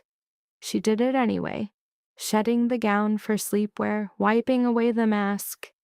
In the mirror was just Jane, not the gala's polished doll, nor the shattered girl from before, but someone new, taking shape. Her phone vibrated with a message from Sarah. "I saw the news. Whatever you need, whenever you need it." A faint smile touched her lips. She lacked the strength for a call, but tapped out a quick "thank you." Sleep felt a world away, yet the moment her head met the pillow, she was lost to the dark. She was submerged in a profound, dreamless sleep until Elena appeared late the next morning, bearing coffee and news of a digital siege. "Reporters," Elena said, setting the tray down. "Lawyers, people claiming to be long-lost family. I'm managing the storm." "Is there anyone I need to speak with?" "Only by your choice. Mr. DeLuca's orders were for you to have the day to recover. The world is being kept at bay." But the world refused to wait. Jane had just touched her coffee when Marco entered, his face a mask of granite. "We have a problem." A cold dread coiled in her stomach. "What kind of problem?" "Your mother made bail an hour ago. She's giving a press conference this afternoon." He held out his phone. A headline detailed Charlotte Whitmore's new narrative. She was the true victim, framed by a daughter, manipulated by criminals in a vast conspiracy. The blood drained from Jane's face. She's going to lie. She'll play the martyr. It's her last predictable gambit. Marco retrieved his phone. Our strategic choice is to either counterattack or let her implode on her own. What do you advise? She's banking on you to hide, to retreat. She'll portray you as fragile, as a pawn. His eyes were like steel. So my advice is this: you show up. Be there. Remind them who the real victim is. Her heart hammered against her ribs. The thought of facing a barrage of cameras and lies was terrifying. Yet the impulse to flee battled the certainty that retreating now meant forfeiting the ground she had just won. Where is this happening? The Regency Hotel, at noon. Marco checked his watch. That gives us 2 hours. Then let's get ready. This time she selected her own armor. Black tailored trousers, a crisp white blouse, her hair pulled back. She appeared composed, a woman with nothing to conceal. When Elena's artist had finished hiding the last shadow of a bruise, the reflection was of someone she barely knew at all. Marco, Risa, and a pair of bodyguards stood like sentinels at the entrance, braced for a tempest. Your presence is the only rebuttal needed, he whispered as they moved toward the vehicles. You don't need to say a word, just let them see you. But silence felt like surrender, like endorsing the fiction her mother was about to spin. Someone had to demolish that narrative, and who better than the daughter she tried to erase? The Regency was a full-blown media war. Camera flashes popped, microphones were shoved in their faces, and a storm of questions erupted. Marco's team forged a path through the chaos, escorting Jane inside without a sound. The press conference was in a ballroom so thick with media that the air itself felt heavy. On stage sat Charlotte, performing the role of a grieving mother flanked by two obscenely expensive attorneys. A stylist had clearly been paid a fortune to make her appear vulnerable and sympathetic, the wronged matriarch, and she was playing it flawlessly. The moment Jane entered, Charlotte's performance faltered for a heartbeat, a flare of pure fury visible before the mask was back in place. Marco and Jane took seats near the back, refusing to be relegated to the shadows. Every camera pivoted toward them as Jane, calm and collected, prepared for her mother's public deception. Charlotte's lead counsel began, reading from a prepared script of legal denials and vowing to sue Marco DeLuca into oblivion. Then Charlotte approached the microphone. "I want to begin by saying how much I adore my daughter," she started, her voice trembling with calculated emotion. "For years, Jane has struggled with her mental wellness. I did everything to find her the help she required, but she was exploited by a man who took advantage of her delicate state." Jane's jaw clenched. Beneath the table, Marco's hand settled over hers, a steady anchor in a sea of fabrication. "The man here, Marco DeLuca, has a criminal record a mile long," Charlotte declared, her voice gathering strength. "He leads one of Chicago's most notorious organizations, and, for his own dark purposes, he targeted my daughter. He has poisoned her mind and now uses her as a weapon against her own flesh and blood." A reporter's hand shot up. "Mrs. Whitmore, what of the missing funds?" "Entirely fabricated," one of the lawyers interjected smoothly. "Our forensic accountants are reviewing it now. We are certain these allegations lack any merit." "And the life insurance policy?" another journalist shouted. For an instant, Charlotte's eyes became glacial voids before the sorrowful mother persona snapped back. "That was simple estate planning. To twist it into something sinister reveals the depths they will sink to in order to destroy me." Jane had reached her breaking point. She rose to her feet, and in that moment, she commanded every lens in the room. The color vanished from Charlotte's face. "Jane, my dear, you don't need to—" "Yes," Jane's voice cut through the murmurs. "I do, because everything you just uttered was a lie." The room erupted into a chaos of flashes and shouts. The lawyers fought for control but were lost in the noise. The stage now belonged to Jane. "I do not have mental health issues," Jane stated, her voice like iron. "I have post-traumatic stress disorder from 26 years of abuse by that woman. I have the records for every broken bone, every contusion, every hospital visit she dismissed as childhood clumsiness." "Jane, please," Charlotte pleaded, rising with her arms outstretched as if to soothe a hysterical child. "Do not come near me. Don't you dare act like you care." Jane's hands trembled, but her voice held firm. "You sent me to Marco DeLuca to be eliminated for $2 million. That is not love. That is not protection. That is attempted murder." One of the lawyers began to advance on her. "Ms. Whitmore, you are clearly distressed. Let's take a pause." "I'm not distressed. I'm finished being silent." Jane turned to the assembled press. "My mother is a predator who has been embezzling from her own foundation. For decades, she has tormented me. And now she feigns victimhood because she was exposed. Don't believe it. It is a masterful performance, but it is entirely an act." The meticulously constructed mask on Charlotte's face finally shattered. "You ungrateful," she began, stopping herself and shifting to a softer tone. Jane, that man has poisoned you against me, but I am still your mother. I will always love you, regardless of what he's convinced you is true. Marco convinced me of nothing. You did. With every blow, every slur, every lesson that taught me I deserved pain. Jane's voice faltered, but she forced herself onward. The only thing Marco taught me was that healing was possible, and that I didn't have to live in fear.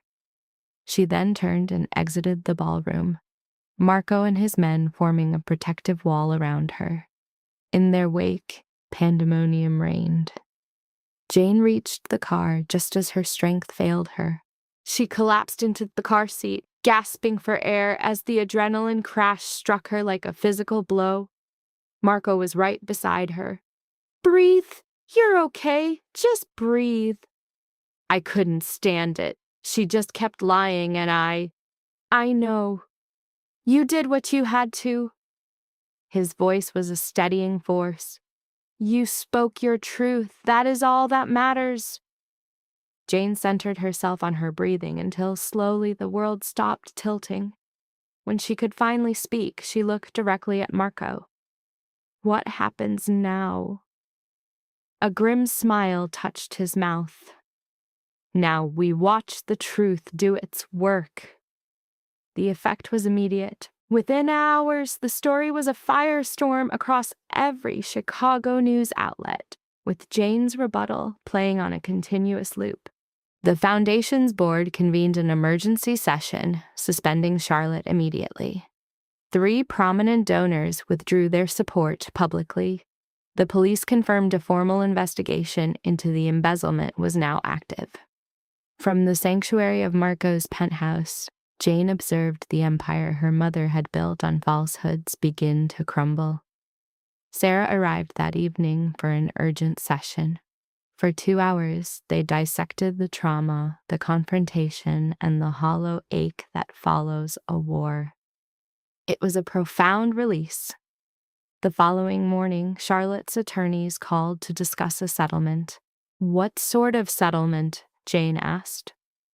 Marco, seated opposite her, looked utterly revolted by the notion. The type where she admits no wrongdoing, but is legally barred from ever contacting you again. In exchange, you would agree not to pursue criminal charges. The coffee in Jane's hands grew cold. She wants me to let her go free. She wants to avoid prison. Precisely. Marco's tone was thick with contempt. What do you think I ought to do? This is your decision, he said, leaning back. If you want her behind bars, we have the proof. But that means a trial. Months, maybe years. You'll have to testify, relive it all, see her again. Jane weighed the choice. She saw a courtroom in her mind, her mother's attorneys dissecting her trauma before a jury. The press frenzy, the weight of public opinion, she had only just reclaimed her own life. Was she truly prepared to chain herself to that battle for a future she couldn't predict? And if I accept the settlement, she vanishes. A court order ensures she stays away. The Foundation will sever all ties. Her reputation, her career, her fortune, all gone. She avoids a prison cell, but the false world she constructed will be utterly leveled. Jane gazed into her cup. Incarceration was one form of justice, but perhaps forcing her mother to live among the ruins she created was another justice entirely. Perhaps that was sufficient? Perhaps she didn't need to set her own soul alight just to ensure her mother was consumed by the blaze. I'll accept the deal, she murmured, with a single condition. State it. I need her to confess to every last thing she did. In a legally binding statement, a complete and total admission of her guilt, the cruelty, the embezzlement, the insurance fraud, absolutely everything. And if she ever harms another soul, that confession becomes public. Marco's smile was as sharp as a razor's edge. My legal team will draft it." In less than a week, it was signed. Charlotte Whitmore put her name to a 20-page chronicle of her sins. She surrendered her foundation. She submitted to a permanent restraining order. She relinquished her assets to repay what she had stolen. In exchange, Jane would not pursue criminal charges. An unfamiliar quiet descended over her world. After an entire life spent in fear, the long war had concluded with mere ink on a page. As Jane's gaze fell upon her mother's signature on the document, a tension she had carried forever finally began to dissolve. The nightmare had ended. In the weeks that followed, Charlotte Whitmore's existence unraveled precisely as Marco had foretold. The disgrace became her entire narrative. Allies vanished. The philanthropic community exiled her. Her single attempt to claim she was coerced was silenced when Jane's counsel threatened to unleash the confession. After that, Charlotte simply fell off the grid. Reports from Marco's contacts indicated her mother was now in some forgotten town, a complete unknown forced to begin again, the very destiny she had always used as a threat against Jane. The irony was suffocating, but her mother was fading into a ghost.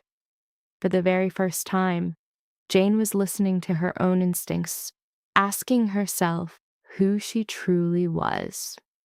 That inquiry led her 3 months on to a derelict warehouse in South Chicago, seeking a fresh start amid the decay. The structure was an absolute ruin.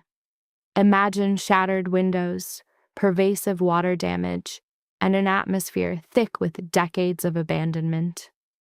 Yet it was entirely hers. Every square foot of it, purchased with the settlement her monstrous mother had been compelled to provide. "Are you truly certain about this?" Marco asked, his eyes scanning the wreckage. "Not at all," Jane answered, her tone grave. "But I'm proceeding regardless." She had weighed the simpler path. A comfortable board seat, a life of endless meetings, the predictable world of charity. That work was valuable, of course, and without question, it was vital. In those sterile boardrooms, at-risk women was merely a phrase. For Jane, it was the fabric of her past.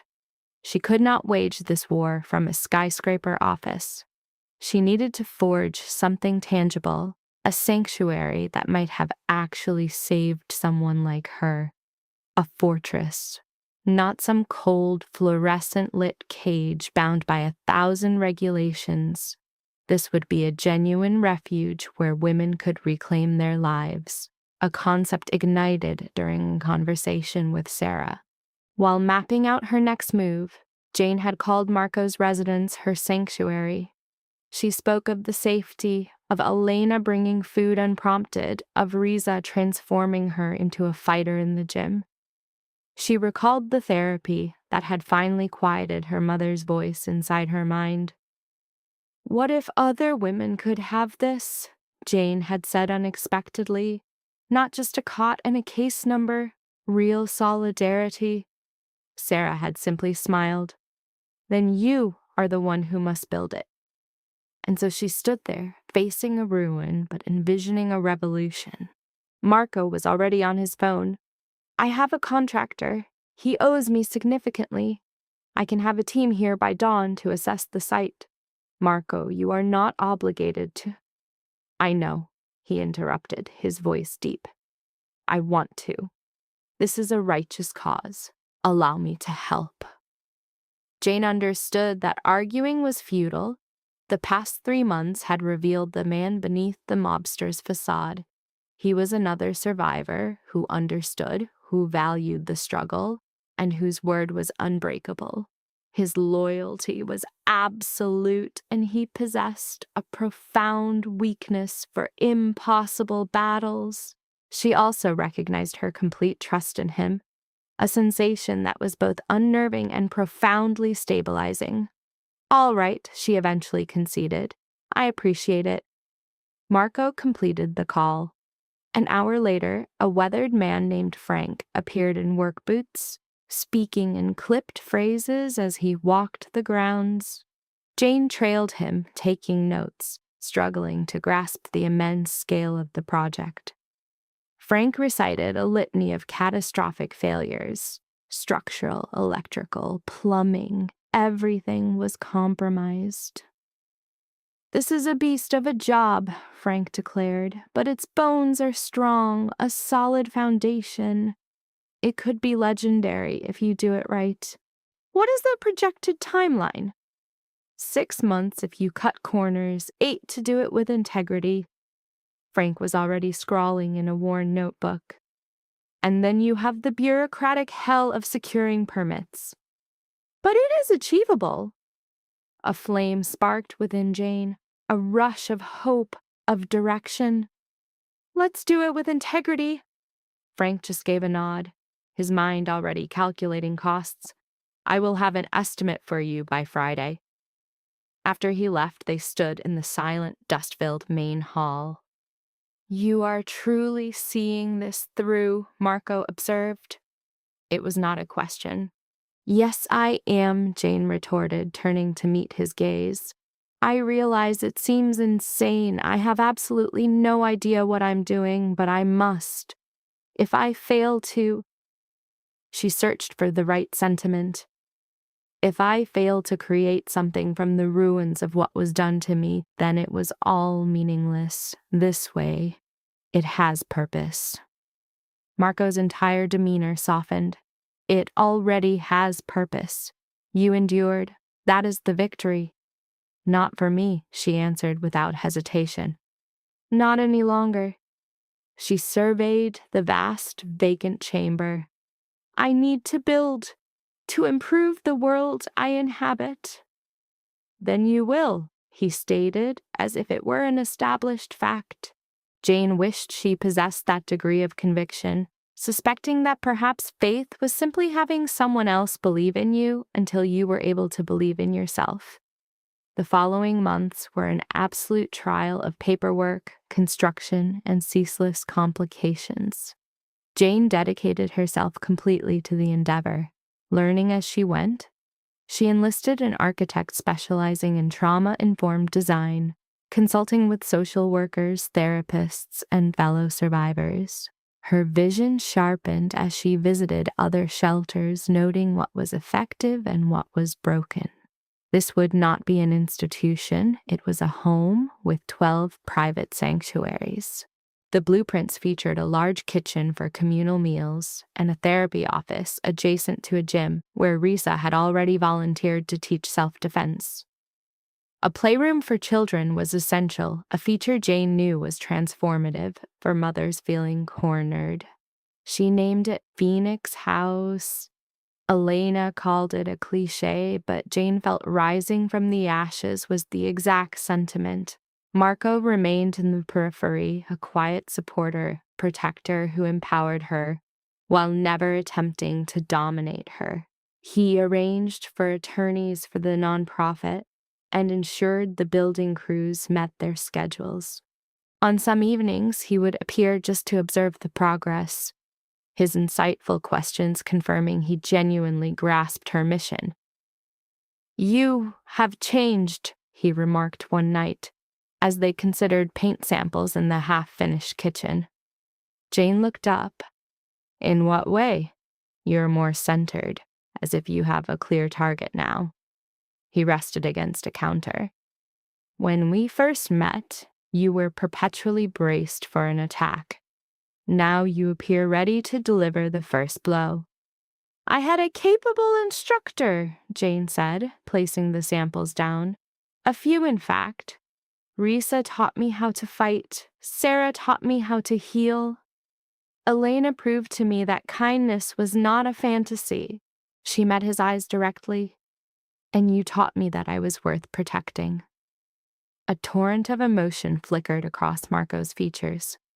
Jane, I am not trying to complicate things. It is simply the truth. She held a blue paint swatch against the wall. You could have abandoned me that first evening. You could have allowed her to win. You chose not to. My presence here, right now, is a result of that choice. You are here because of your choices, Marco corrected her gently. I merely provided the space for you to make them. A minor detail, Jane said with a half smile. Regardless, thank you. He fell silent, observing her with that fierce intensity before he pushed away from the counter. The blue is superior to the gray, he stated plainly. It possesses more warmth. And just like that, the moment concluded. But something had fundamentally shifted between them, a new sort of warmth spreading through her. Sarah detected it instantly during their following session. You appear to be content, she observed. Jane considered the word. Content felt too simple. It was more like being on the correct path, finally moving toward a future rather than perpetually fleeing past. I am creating something meaningful, Jane clarified. And Marco, what is happening there? Jane's face grew warm. Nothing is happening. He is merely assisting me. Sarah's expression conveyed her disbelief. Fine. And how do you feel in his presence? Secure, challenged, as if I can be myself without any pretense. Jane reflected for a moment. Is that irrational? To feel this way about a man who is, well, a criminal? Human connection is rarely so simple, Sarah responded. You are permitted to care for someone who has demonstrated kindness toward you. She leaned forward. But you must consider your future. Is a relationship part of your vision, or do you require this time for yourself? I have no idea, Jane confessed with a laugh. I have never even witnessed a healthy relationship. I wouldn't know how to begin. Perhaps raw honesty with him and herself was the only path forward. Yet that truth loomed like a precipice she dared not leap from, unable to articulate what she truly desired.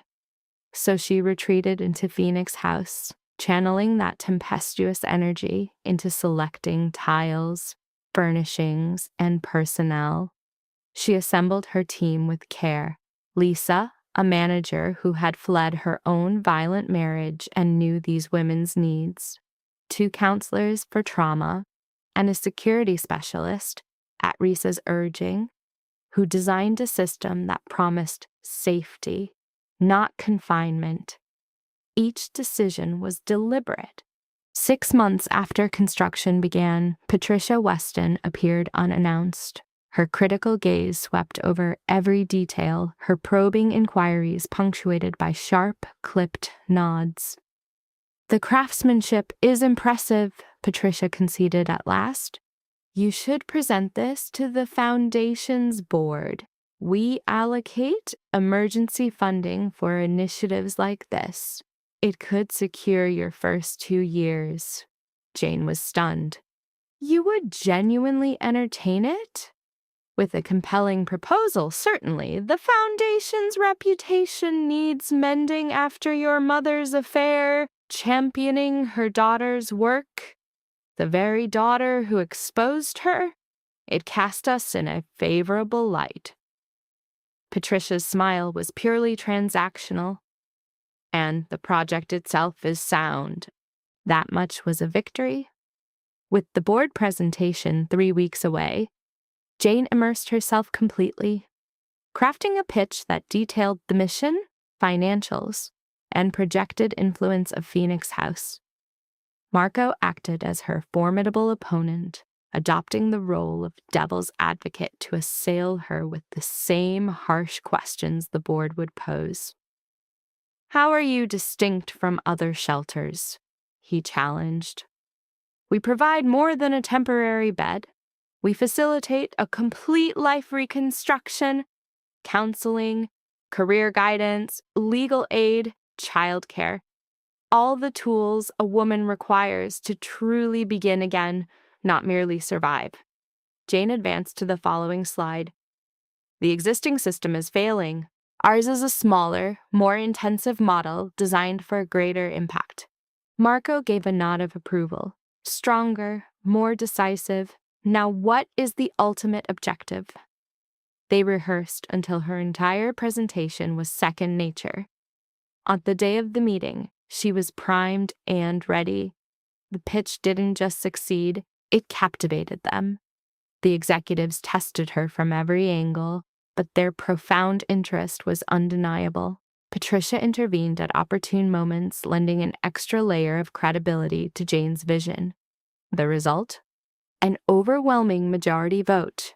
The foundation committed to 2 years with a potential renewal based on performance. Leaving the boardroom, Jane felt a colossal burden vanish. She called Marco right away. "We secured it. We have full funding." His voice returned, suffused with pride.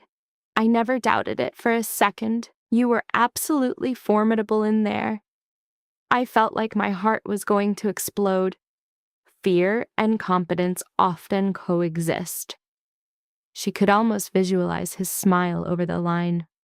"Congratulations, Jane. You've earned this completely." After ending the call, Jane remained in her car, absorbing the moment.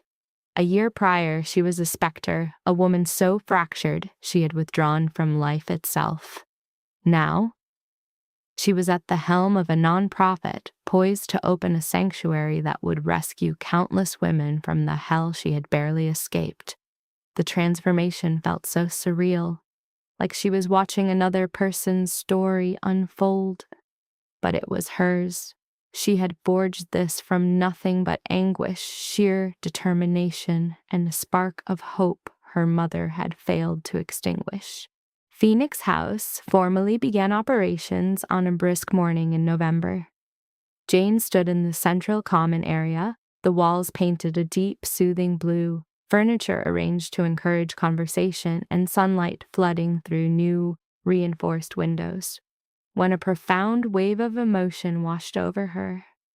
It was flawless, not in a sterile institutional manner, but like a genuine home, a space where healing was possible. Elena had provided the finishing touches, enlivening the rooms with art and plants. Rasa had already installed a heavy bag in the gym, prepared for the self-defense instruction she would lead. Sarah had furnished the counseling room with plush armchairs and gentle lighting.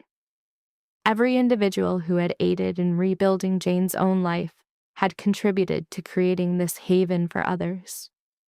And Marco. He arrived that morning, bearing coffee and pastries for the team, deflecting all credit for the pivotal role he had played. "This is all you're doing," he insisted when she attempted to thank him. "Allow yourself to feel this moment." The first resident, a 23-year-old named Maria, came that afternoon, a fresh bruise coloring her cheek, her young daughter clinging to her leg. Lisa greeted them, led them to their room, and softly explained the house protocols. Jane observed from afar, recalling the strange, bewildering sensation of entering a safe space for the first time. The suspicion and unease of it all. Maria's daughter, 4-year-old Sophia, noticed the playroom and gasped softly. "Mama, look, there are toys!" "You can go play, my love," Maria whispered. "We are safe here."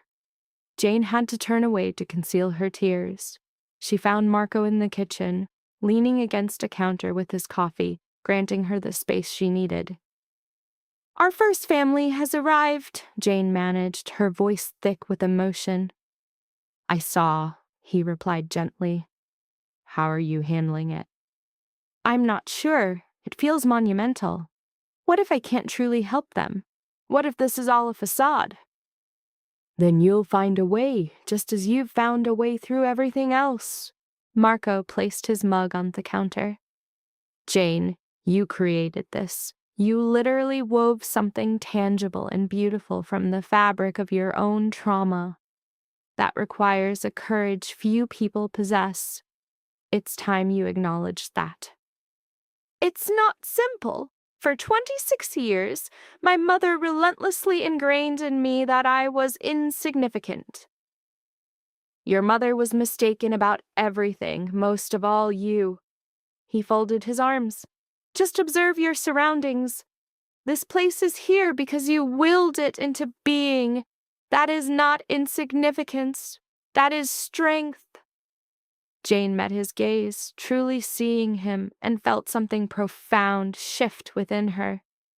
This man, who had appeared to rescue her, who had helped her tear down her mother's poisonous empire, who had been her anchor during a painful rebirth, all without ever asking for a thing. For months, an unspoken current had flowed between them, a reality she refused to acknowledge, dismissing it as too complicated for a life still healing from her mother's damage. But perhaps Sarah's guidance was right. Perhaps honesty was the way. Marco, The words faltered in her throat as her courage abandoned her. He simply waited, an embodiment of perfect, unwavering patience. Thank you, she finally managed to say, for everything, for believing in me when I couldn't. For a brief instant, a flicker of what seemed to be disappointment passed over his features before he simply nodded. Always. And with that, the moment evaporated. Jane returned to her duties, a flurry of welcomes and arrangements, but the weight of her unspoken words lingered with her throughout the day. Phoenix House reached capacity almost immediately. Women arrived like exiles from their own lives, wounded and shadowed, their trauma an invisible, heavy burden. Jane saw them gradually begin to relax, to trust their sanctuary, to believe they were worthy of more. In each of them, she recognized a piece of her former self, the anxious gestures, the incessant apologies, the way they would try to make themselves smaller, as if apologizing for existing. And she witnessed their recovery as counseling, community, and security performed their slow, steady alchemy. Jane saw shattered women rise again, their voices growing bolder, their posture more upright, their spirits rediscovering their fight. It was draining and magnificent, precisely as she had envisioned. 3 months in, as she worked late on a grant application, Marco materialized in her office doorway. "You're still working," he observed. "As are you," Jane retorted, setting down her pen. "What is it?" Marco entered, shutting the door softly behind him. The grave expression on his face sent a jolt of alarm through her. "There is something I need to tell you," he began. Jane prepared herself. "Okay. I'm leaving," he stated, the words simple, yet they landed like a shockwave in the quiet office.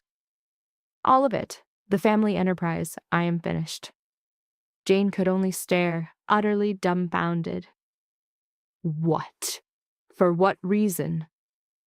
"Because I am done with that existence. I'm tired of the violence, the paranoia, the unending wait for the next betrayal." He sank into the chair opposite her.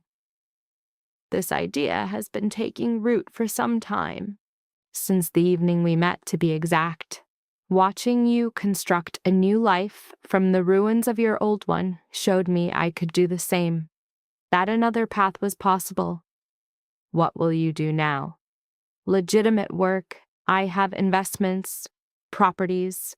There is enough clean capital for a new beginning." His gaze found hers and held it. "And I want to be involved here at Phoenix House, not with funds. You no longer require that from me, but with security, legal counsel, with the operational support that keeps an institution like this running." Jane's heart hammered against her ribs. "You want to work here with me?" I want to work with you, for you, in any capacity that serves this mission." He leaned closer. "Jane, for 20 years, I built a kingdom I no longer desire. Witnessing you build a world with purpose," he began, "it cast a long shadow over the void I lived in. I need a truth to anchor me, and I need that truth to be you." The words settled in the silence between them. "Marco," Jane's reply was a fragile breath. "What are you truly asking of me?" "I'm asking you to see that my heart has been yours for months now, aiding you. It's the only worthy thing I've done in a lifetime. If there's even an echo of my feelings in you, we have to explore this."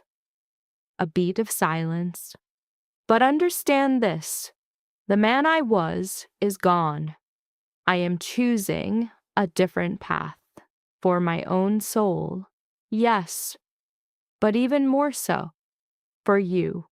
Jane rose, circled the desk, and finally answered the impulse she had suppressed for so long. She met his lips. The kiss was a gentle inquiry, a question posed in silence, until his arms enclosed her, providing the resounding answer she craved. It was the feeling of finding shelter. Breathless, they separated. "I have dreamt of doing that," she confessed. Marco's smile was an unguarded warmth, a world away from the frozen facade he once wore. The wait was unnecessary. "I was paralyzed by fear of ruining this, of the silence that would follow if I lost you." "You will not lose me," he framed her face with his hands. "I am here, Jane. No matter the path, no matter the destination, I walk it with you." And in her soul, she knew he spoke the truth. Her certainty wasn't built on his words, but on the unwavering evidence of the past year. Marco DeLuca's promises were ironclad. His choice for her, for this new dawn, was an oath from the core of his soul. "All right," she whispered, "we will find our way, together." The following 6 months became a brutal lesson in rebirth. Marco began the perilous task of untangling himself from his syndicate, ceding control, and severing every tie for good. The departure was anything but clean. Old allies saw betrayal, a trap, and fought to pull him back into the shadows. Yet his resolve was unyielding, and in time they retreated. He found a home near Phoenix House. He began to share meals there, to listen, becoming a silent, steady presence of strength free from the stain of violence. And so, he moved among them with irreverent caution that bordered on the absurd. Slowly, impossibly, the women began to place their faith in this former instrument of fear. Risa watched in disbelief, muttering, "I never thought my eyes would witness Marco DeLuca serving pasta to the very souls he once might have broken." Marco, stirring the sauce with practiced ease, simply replied, "It's a strange world." Jane observed him in this surreal new ecosystem, so far from the wreckage of his past, and felt a profound peace settle over her. This was the way. Their bond was being forged anew, not from power, but from vulnerability. He offered her his knowledge of survival. She showed him that compassion was not a fatal flaw. Of course, there were storms, over finances, her relentless dedication, and his suffocating instinct to be her shadow 24/7. Yet they discovered how to argue with honor, to concede their faults, and to hold fast when things fell apart. Sarah observed with a quiet nod. "The effort you both make, that is everything." Elena was less subtle. "It was inevitable. I saw this from day one." Riza landed a playful blow on Marco's arm, vowing to shatter his kneecaps if he ever caused Jane pain. He swore she would have the honor of the first strike. A year melts away, and Jane stands on a stage, marking the first anniversary of the world she built. The room is a sea of reclaimed lives, graduates, new arrivals, her entire tribe. Marco stands sentinel at the back, arms folded, his pride a quiet, powerful force. When I began this journey, Jane's voice rings with conviction. My goal was to construct the sanctuary I never had, a haven where women could become more than their scars, a place to reclaim their narratives, their security, and their right to begin again. Her gaze sweeps across her army. She finds Maria, once broken, now excelling in her nursing program. She sees Keisha, who arrived shrouded in silence, now leading others from the darkness. And there is Amara, who came with 3 children and no hope, now secure in her career and building a future. You taught me that recovery is never a simple path. It is messy, it is savage, and there are days it feels hopeless. But the battle is always worthy. Always. A fracture appears in her voice. Thank you for trusting me. Thank you for the courage to choose your own lives. And thank you for proving that mere survival can be transformed into a legacy. The room erupts in a tidal wave of sound. They are standing, shouting, weeping tears of triumph. Later, in the calm, she finds Marco waiting in the garden. He sits on a bench, absorbing the fading twilight. That was powerful, he murmurs as she joins him. What we've built is real. None of this exists without your help. You would have forged a path regardless. Yet his smile holds an undeniable sincerity. They share a peaceful quiet, watching the city awaken with lights. I've been contemplating, Marco breaks the silence. What have you been contemplating? Our next step. Ours? He turns to her, his gaze unwavering. I love you, Jane. I believe I have from the moment you placed your hand in mine, braced for battle. I want to create a future with you, a true one. Not immediately. I know we are still finding our rhythm. He weaves his fingers through hers. But I need you to understand my ultimate goal. You are my future. There is no version of it without you. Jane gazes at this man, her savior, her champion, the one who abandoned his entire world for her. Her mind drifts back to the hollow shell she was just a year ago, shattered, voiceless, steeped in a conviction of her own worthlessness. That ghost of a girl could never have imagined this reality, a life founded on purpose, not pain, protected by a fiercely loyal tribe, and anchored by a man who loved her, not in spite of her scars, but because of the battles she had survived to earn them. Her whispered reply comes back. I love you too. I want that future with you.